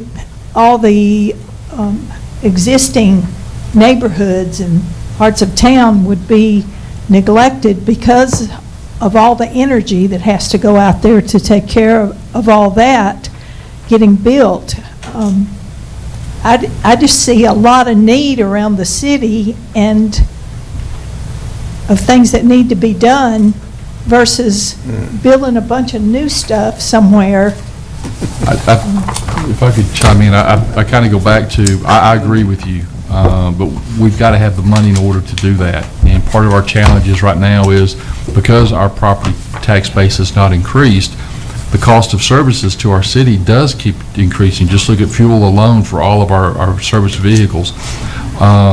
So my hope is if we were to follow through with this PUD, that also energizes the rest of the city to start seeing that there's opportunities for us to grow. But I go back to what, Alderman Wilson's, I fully agree with you. We've got to grow strategically. We've got to do it in a way that we don't oversaturate the market and then all of a sudden, we have retail leaving and whatnot. But we need to do something because we're at a crux right now where our sales tax revenue is not strong enough to continue us providing the level of services we have based on where we are right now. And so I go back to what Mayor Noah says, if we can increase our property tax base, then sales tax increases will come from that too. It's just as far as the volume should help with that. Okay, what about page 161, growth capping laws? So if we don't do a moratorium, then I think there is take it down a notch alternative with these growth capping laws. So once we determine and define how we are measuring growth, whether it be by a calculation with the number of people and the number of homes being built or whatnot, however we're going to define this growth, it says that these growth capping laws are designed to limit but not to halt development pending the upgrading of capital improvements in the community. And so I would be interested in these growth capping decisions and the ways that they have been implemented successfully and constitutionally, because if you go down and read a little bit further, there have been lawsuits over these. And if there's a way to do that, to maybe balance the interests of those in favor of a more progressive approach right now, considering our tax base needs, and those worried about our current infrastructure, I think that this might be a suitable meet in the middle. I'm just going to upset some people when I say this. So my thought in what we had kind of talked about, when currently you got the plat, preliminary plat and those pieces in. But I think what I've kicked around is along with that, you need to provide a fiscal impact assessment. And that fiscal impact assessment says, does it pay for the infrastructure? If not, then what's it going to take to pay for the infrastructure? Is it going to increase police? Is it going to increase fire? So on a per development basis, and that, my idea is it doesn't just go to the planning commission. We have the pocketbook, right? So we've got to pay for everybody else's decisions. So the thought is that it does, if it meets a certain threshold, right, that fiscal impact assessment comes to us, and then we are able to say, this does not make economic sense. We cannot afford to do this. Before you can do this, similar to what this growth capping is saying, but instead of having a broad blanket, it's on a per basis, but we have numbers. Because I agree, we need to increase our tax base, but I agree with you as well in that not every increase in our tax base is a good increase in the tax base, right? Right. So having that fiscal impact assessment lets us. Who brings that? The developer. Well, there's the problem. So the problem I see with that is data can be manipulated in order to. We have a finance department that goes through and takes a look at those pieces. And our fire weighs in a little bit more than and I know that people aren't going to like this. Developers aren't going to like that. But it's being used in cities all over. And it's a tool that lets us actually, yes, data can be manipulated. But that's why we have a finance department, and that's something that we talked about that hopefully they're looking at in a little bit. That was kind of scared people at first when I threw it out there. But I think we found a happy medium to present something back in the coming months so that we can actually make, in my world, before I make any decision, I know approximately what it's going to cost me. you know, staff-wise, everything-wise, before I say, yep, let's do this. And you should be doing that here. Yeah, that's what I've been saying all along, and I think is what you're saying is, and put it in simple things, we could add development, and we add development, and that increases our tax base, and that gives us more money to operate on. And then all of a sudden, you add one more development, and you've got to build a new school, you got to build a new fire hall, you've got to staff them, and then all of a sudden, you're back to worse than you were. So that's why it's so important. Yeah, you have to balance it, and that's why we need that fiscal. Okay, we've now evolved into the next session, impact fees. Well, that's slightly different. So I say fiscal impact analysis, that's not the same as an impact fee. Well, that's the way you get to an impact fee. Semi, yeah. But it's kind of on the moratorium. I think it's a big tool, unless there's a good pitch, right? And exactly what we're going to do. But I think that there's better ways to, but it takes us acting and getting these things done. There are better ways to take control. Because I think, to your point and to some others' points, there's a lot of these decisions that are taken out of our control. But we end up having to pay the bills on this. The citizens do. We end up having to decide where, and ultimately, it's us that have to say, you know what, somebody else made this decision, and we're going to have to increase your taxes because of it. And so there needs to be that, there needs to be something where we can interject it, but you also don't want to make it political. And so that's where you need to, not saying we are, but who knows who comes after us, right? And that's where you put in tools that we can say, here's an objective way to assess whether this is smart for the city or not smart for the city. Right. And Commissioner Comer, you're recognized. Let me say one more thing before we leave this subject and go to Mr. Comer after that. We've all talked about it solely in dollars and cents, and that's a smart thing. We've really got to consider that. But then also, we've got to figure out the quality of life issue of all these other developments. How, and ask ourselves as we go forward in this is, how does this new development improve the quality of life for the people that are already living in Tullahoma? Is it going to be a positive impact on the quality of life, or is it going to be a negative impact? You know, it could be either way, but that is another thing, non-financial, that I think needs to be considered when we look at this, because that, for everybody that lives here now, we've got to consider them and not just the future growth. Commissioner Comer. I have one comment, if I could. Mr. Comer, you're recognized. Go ahead, I'm sorry. Go ahead, Bill. I'm sorry. Mr. Mayor, I wanted to say a little bit more about tax increment financing before we leave this subject. When tax increment financing was first started, I think it was in California quite a few years ago, the basic idea behind it is if you can finance the development of a host tenant into a shopping center, like, for example, in our case, in this particular case, it was a Publix, and we talked about Publix a while ago as being the real object of this tax financing. It was just that the Publix was the stimulus for the whole thing. The whole idea is if you bring that one in, others are going to come in because of that one being there. For example, if we didn't have, back before we had a Lowe's, if you bring in a Lowe's, what are all the other businesses that are going to build up around it because that Lowe's is here?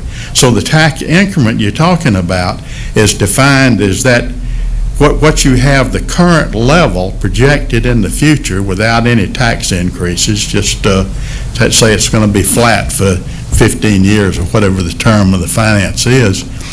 Then you get all these others coming in, and you get the tax benefit of the host tenant coming in, plus you get all the growth of these others. Now look what happened out there with the Publix thing. They not only took that finance money and built the site out there for Publix, they greatly improved that entire shopping complex out there. And they put in a connection between the two that were there that were not connected before. And as a result, I know we got Marshalls, we got Old Navy, we got Hobby Lobby, and there may be some others that I don't think about. So that has absolutely worked. And it will work on the PUD as well, because there are going to be other companies, businesses that are going to build up along 41A there on the north side to facilitate and service that PUD community. There's going to be part of it is going to be internal with that retail area that they're going to put inside there. But in addition to that, there are going to be service stations, there are going to be all kinds of other businesses that are going to build up along there to take advantage of those people moving in there. And that's your tax increment that you get, not just the taxes that you're going to get off those houses being built, but the rest of the development, like the increase we got off the Marshalls and the Old Navy and the Hobby Lobby and all of that, by improving the layout of that whole facility there, the two that were separate, and we joined them into basically one with connection internal, and we moved some other things there to better facilitate that. And it worked out great. So the tax increment financing is essentially financing by the city? Well, what you do is you take that tax base that's going to be coming in and you finance it up front. So you take that money that you're going to get in the future and bring it up front. Right. So you're financing it over, in this case, I think. You're getting a loan from proposing the city, though? No. The developer gets the loan. I understand. Finances with the taxes.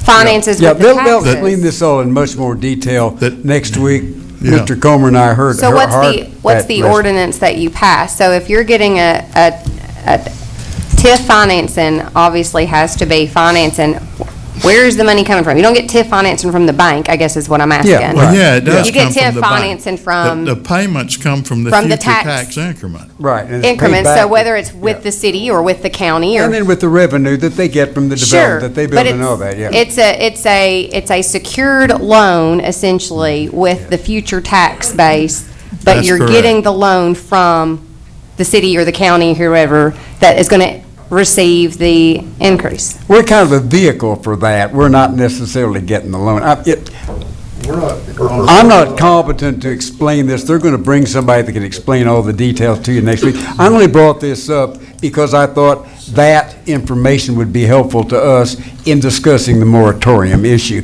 You'll get a full explanation of all those things next week, but I just wanted to let you know that there's more information coming to you, and that impressed me with my limited knowledge. But I did want to make one comment, and I don't know where it came from, but this does make sense to me. Somebody said, businesses follow houses. We have lost Crystal this year. We lost Bojangles last year. We lost Pennsylvania Station this year. We lost Jimmy John's last year. 4 businesses that came here and settled here, and they're gone already. Now, if that doesn't tell you that this town is on the verge of decline, I don't know what does. And it concerns me because I have 3 grandchildren that I'm helping to educate that I hope will come back here and live. And I'd like for them to have a place to live and a place to work. And a lot of us do. And we're not going to, this city is never going to stay like it is. Change is inevitable. Our job, your job, as the people that we've elected, is to channel that change in responsible ways. It's going to change. There's nothing we can do to keep them changing. We sure don't want to go downhill. And I've seen some towns decline. You remember when Normandy actually had 4 or 5 stores and there was some activity down there? Go down to Normandy now and see what's there. Nothing. Steve, the decline in the industry is even worse than what it is in retail in Tullahoma. You look at the things that we've lost industry-wise in the last 10 years, and it's been very significant. And just to add to what Mr. Worsham says, I think, taking that increased tax revenue and what are we going to do with it? And I go back to what Alderman Glick said, which was quality of life, is that's how you invest in quality of life for current residents, is by taking that tax money and wisely using that to make sure all the population is able to benefit from it, not just your incoming new residents. It was alluded. Ms. Cheney, you're recognized. Thank you. I spent a lot of time in the veteran communities of Chicago this summer, and one of the things that I can see happening on Jackson Street is like up there. It is just store after store after store after store, and traffic light after traffic light after traffic light, and there's very poor quality of life there. If it weren't for some churches and some schools spread around, it's just not what the people that live in this area want. That's not what they want for their life. It was alluded during our budget sessions that, we kind of snuck by this year. But in our current state, we may not be as lucky next year, that we may have to look at figuring out whether that's taxes or some other way, and that's based off of how things are now, and that we're not going to be able to, our tax, sales tax revenue, which we're living off of, which is that is an extremely dangerous game, has been averaging, 8 to 12%. This last quarter was 0.4%. Something about, yeah. And so when you're living off of that and it goes away, and of course it's dangerous because of the economy ebbs and flows like that, but how it sits right now, today, we have already been told during our budget sessions that if something doesn't change, and that's not saying let's just go build, I don't believe we just increase, that's part of it. Increase the tax base is part of it.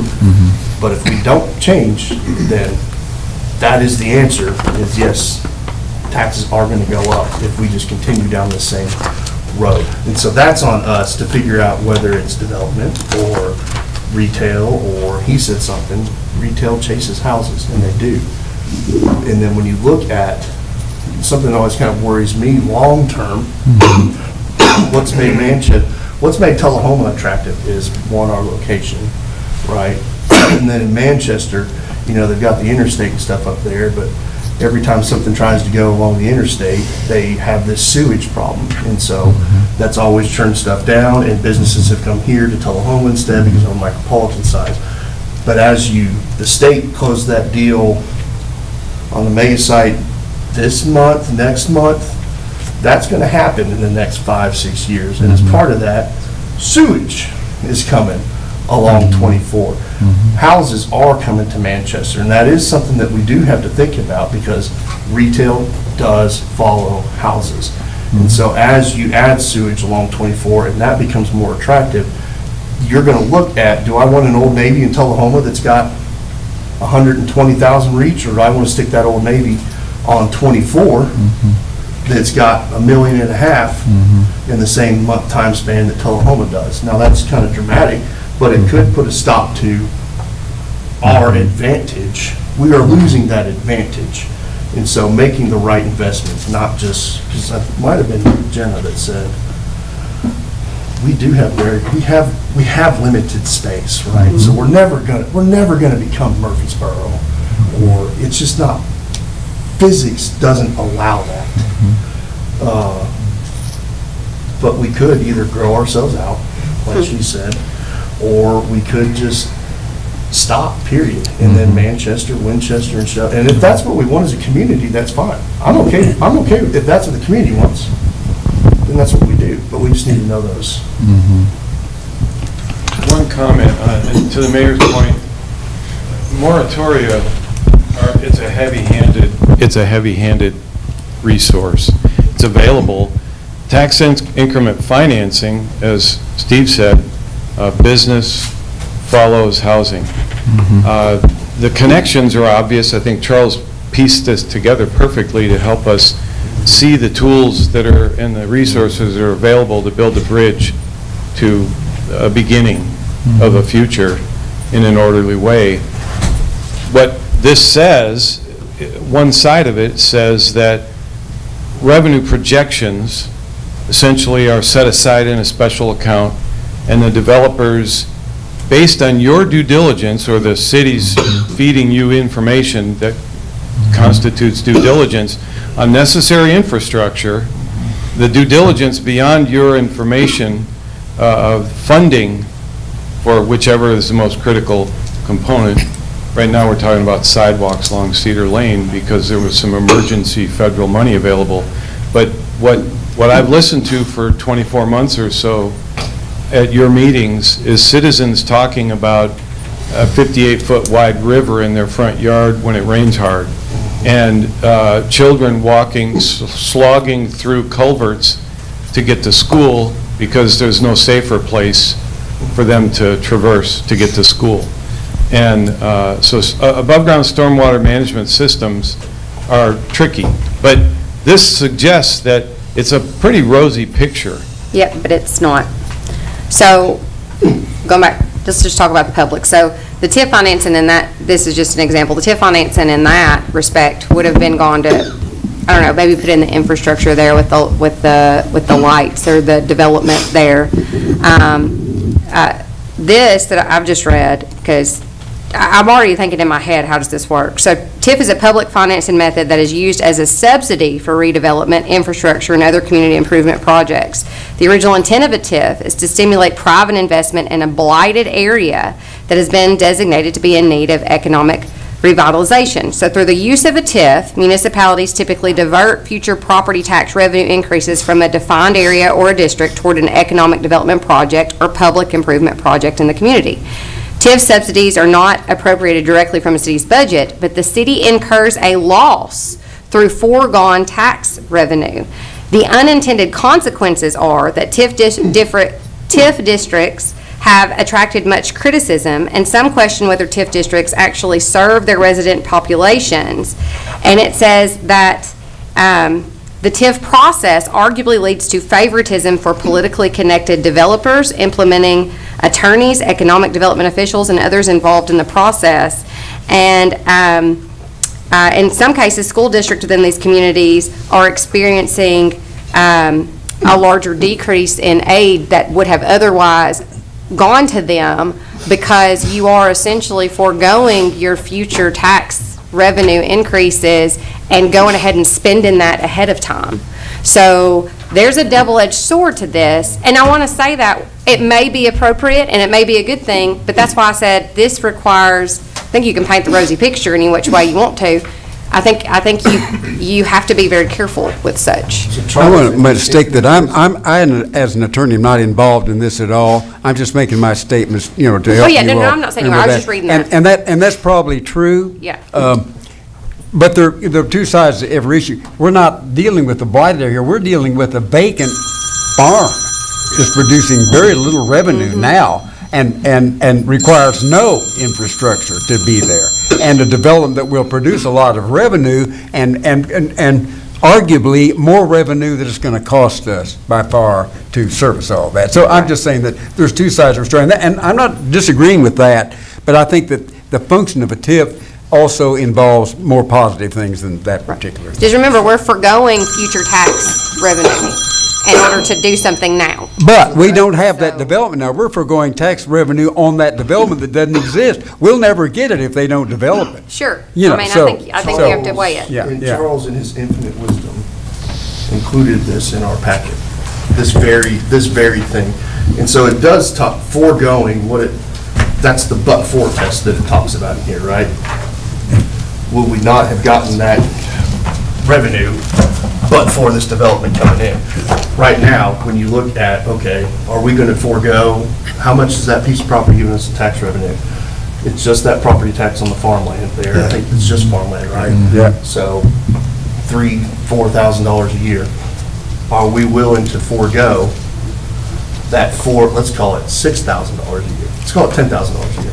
Are we willing to forego that $10,000 a year for the projected, what was it, $40-50 million over a 20-year period of time? Yeah. In that case, that makes sense. Where it might not make sense is if you are, say they wanted to do it, probably not a great example, say they wanted to do another TIF at the mall area, would it make sense for us to forego? Right. No, that wouldn't make sense for us to forego, probably not, right? But that area is already generating, where we're talking about next week. It's not generating, there's nothing to forego. So, but he included all of that, all that's in here. It's a pretty good explanation. Yeah. I'm going to make a decision that we have exhausted our thoughts about the moratorium. And I'm going to declare a 5-minute recess, and we will adjourn at, let's just adjourn by 5 to 7 or so. Okay? I look at the property.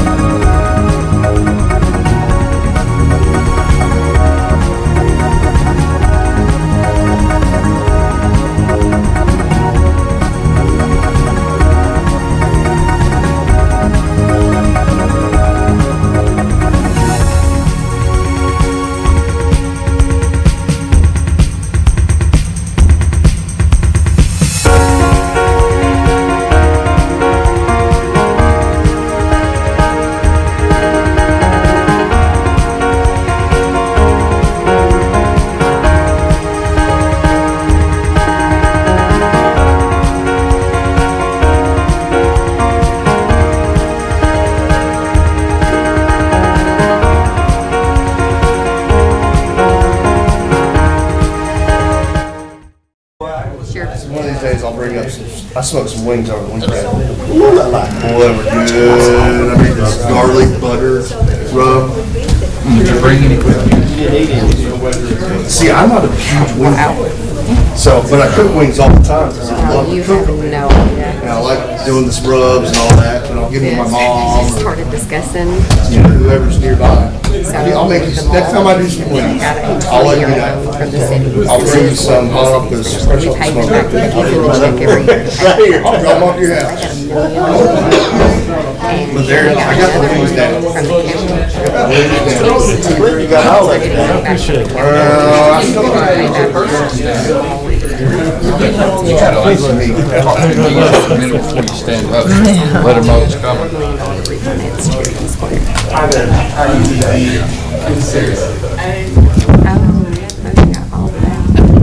It gets cold at about 7 o'clock tonight. They've got a program, they all deny that it's a program thermostat, but I don't believe Most it. definitely, we can do that. It's always cold. Have you noticed that? It is, but It's always been cold. I always pictured purgatory warmer. Was on the wrong channel. Shared this. He's been trying. Well, I'll tell you about purgatory sometime. That's a different tale.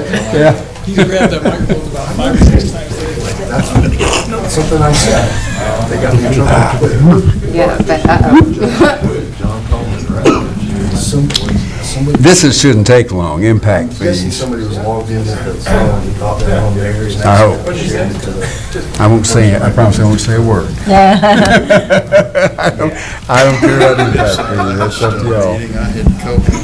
I don't think y'all understand why. I can share it now, it's public record. Well, yeah, I've been over it for about a week now. Can I get you good? Not too bad, no, it was just bad colors back. That's good. It's called. You could just, you'll get the highlights. You know, you worry though, especially at my age, about whether it's going to get in each one. What do we have about impact fees here? What time's the game start? Seven? Yeah, I was glad to see that, big compromise. What's a Tuesday? This shouldn't take long to find out somebody's straight up. Get things. I looked right at it. Just wondering.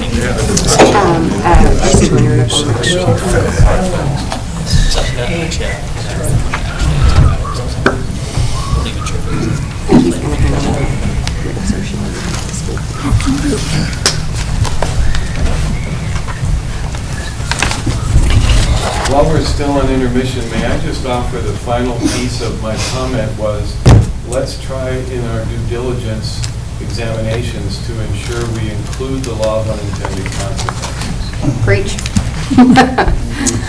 It's always going to be, quite a bit more than we expect. Yeah. We'll be back in session. And at this time, we're going to move to the final topic of the evening. That's impact fees. Hot subject in our state right now, not just in our city, but in the state as well. So that'll turn it over to Director Rush. Thank you, Mayor. Staff was directed by the Planning Commission on August 21st to schedule a study session with BOMA regarding impact fees. Impact fees were also mentioned during the August 28th BOMA while discussing a moratorium study. I want to bring it to your attention that Tennessee Advisory Commission on Intergovernmental Relations have actually taken up the study on affordable housing and impact fees. The joint resolution passed the House. No action has been taken by the Senate yet, but the study is actually due in December. It's attachment 3.8 on page 302. The purpose, the study, the factors affecting housing affordability in Tennessee, including such policies as impact and development taxes. This is nothing to do with HUD or assisted living. This is just affordable housing in actually Tennessee, along with their effects on developers and other real estate professionals, infrastructures, and development, perspectives, and current residents, the availability of affordable housing and local government findings, and assess potential policies for equitable addressing the changes of growth. Background. Housing affordability is an issue that has received increased public attention, with new construction lagging population growth and demand in much of the country. Fannie Mae estimates that within the 75% largest metro areas in the U.S. alone, there is a shortage of 4.4 billion homes. Meanwhile, data from the Federal Reserve shows that the median cost of housing has outpaced the growth in the cost of other goods, having doubled within just the last 20 years. Additionally, the measurements from the Harvard Joint Center for Housing Studies, 25.5% of Tennessee households, whether owners or renters, were cost burdened by housing as of 2020, paying more than 30% of their income to meet their housing needs. And of those, roughly half spent more than 50%. 10 counties and 16 cities in Tennessee levy a development tax or an impact fee. That was authorized by private act before 2006.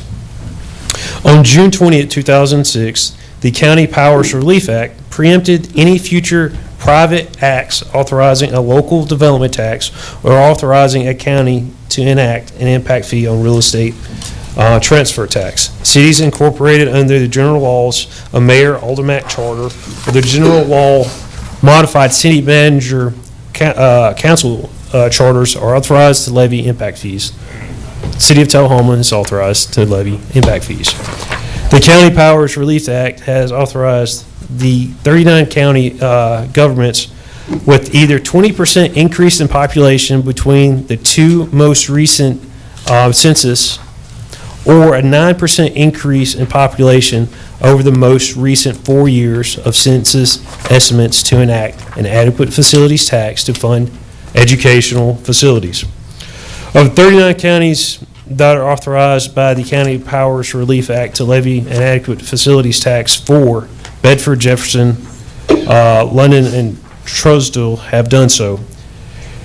In its 2006 staff report, Growing Pains, Financial Challenges of Local Governments, TACIR recommended that the General Assembly enact general enabling adequate facilities tax, impact fees, and real estate transfer tax legislation, but the recommendations have not been adopted.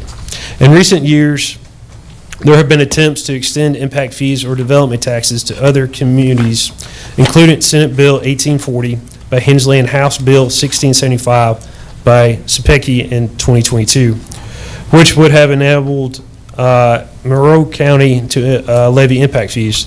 Bill did not pass. In 2023, the same sponsors introduced Senate Bill 25 and House Bill 12, which have increased the initial development rate allowed under the County Powers Relief Act $1 to $3 while maintaining the curbs of how quickly that rate might be raised in later years. The bill was withdrawn in the House.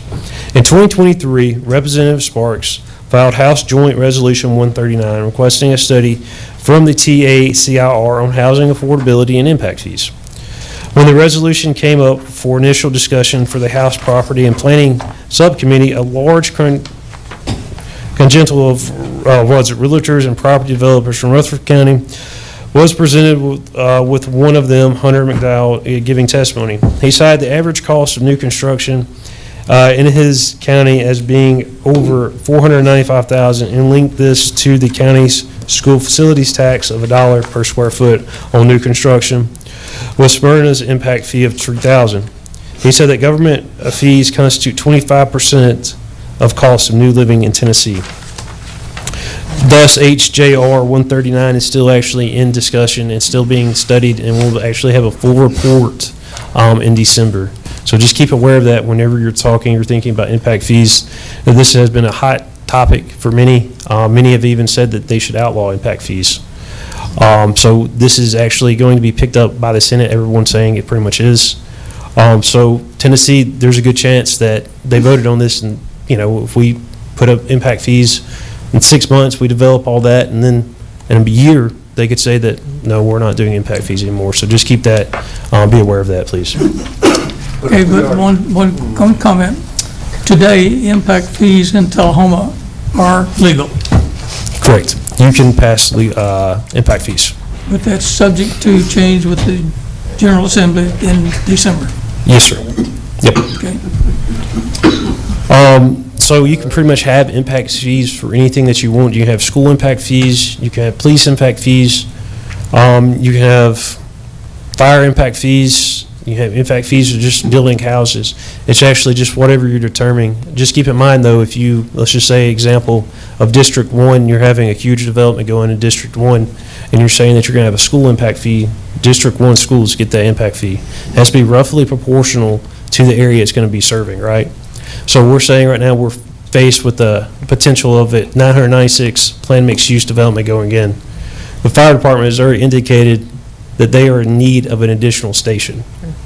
So we can't put all that burden on that new development going in because there's already residents in that area. All right, I give my time back to the BOMA and the PC. Barry, you had a comment? If the state does decide impact fees are not gonna happen, if our ordinance is passed before that happens, then ours stay. Because they can't change something that's already, we just won't ever be able to change it. Yes, they can. Yes. Yes, they can. Because they can't negate anything that's already happened and the impact fees that we've already collected, but they could prohibit us from collecting them in the future. Yes. So they can prohibit us from collecting it. Yes, in the future. So why can't, well, I'll have a discussion on that. Like the tourism stuff, they've said it has to go towards X. But we're grandfathered in, so they can't force us to do it. Well, that's a different issue from this. Separate. My quick thoughts on, I don't think that we should just arbitrarily do, this goes back to kind of what we talked about, is the fiscal assessment and getting, and Winchester Utilities is looking at this right now. TUA just kind of did it. Winchester Utilities, the route that they've taken, and I asked them today who they used, and I forgot the name, but they brought somebody in to, an economist, to look at, because what they wanted to be able to do was to justify every penny of that impact tax and not just blanketly throw. So that would kind of be my stance is, I'd say, I'd like to look at it more, but I'd like to get, as part of getting an economist in here to look at those pieces and help them work with Charles to craft, I don't want to do an impact fee, just do an impact fee. And I agree with Makes you. sense. Yeah, I think most definitely we should hire a consultant to actually develop that impact fee. And also the capital improvements program, you guys had a work session from June 19th, 2023, to actually go over some capital improvements. Of course, that was never officially adopted, but continue to work on that. So there's quite a bit of work needs to be done in regards to impact fees. And it's going to be costly. We are going to have to pay for it. Of course, one of the things that became clear in reading this is that any impact fee that we consider has to be directly related to the project that is impacting us. And that it has to affect people in that set of, that subdivision, if you will, and not affect, you can't have people that are not in that subdivision paying for what's being provided to the people in a new subdivision. So it's kind of I noticed one thing of importance that was important to me, that I looked at the very end of this chapter that we're looking at right here and looked at the number of legal challenges that have been made regarding impact fees. And if there's one thing that became clear, this is a very litigious issue. There's been 144 cases cited in the material that you've given to us. So we're sort of opening ourselves to, our attorney might have to hire additional help. He's smiling. I'm not excited about the prospect of that, Mr. Mayor. Well, I think we have a land use lawyer that you instructed to hire, so that would greatly help with that. Hopefully developing that and, working with those impact fees and with staff. So I think that would help. I forgot about that. Any further comments on the impact fees? Yes, Yes, sir. In that case law section, sir, I don't know if I should use this. In that case law section on page 262 at the bottom, Keystone Bituminous Coal Association, the language that's incorporated into this decision says that essentially that land use lawyer would love this, I think. The wide latitude that a municipal government has to phrase this in generous terms. You have a wide variety, in other words, of choices. And this points to takings in this case, but the language, it says, in order to facilitate the construction of roads, drainage, parks, public safety facilities, satisfying community needs and not making the property owner too unhappy, they can either pay money, build the improvements, or give the city property for various, like a fire station. If the value of these requirements was more than the impact fees that were due, the developer would receive credits that could be used to pay for future impact fees or sold to other developers, et cetera.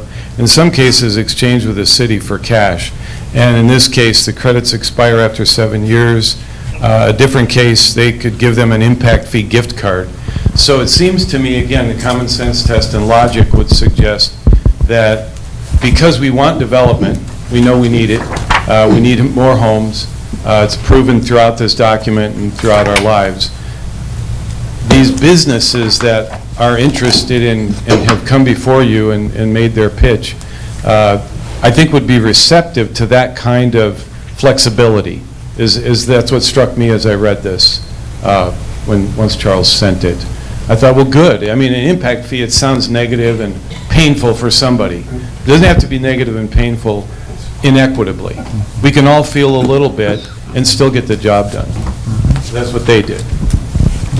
Very good. I think impact fees have a place. I think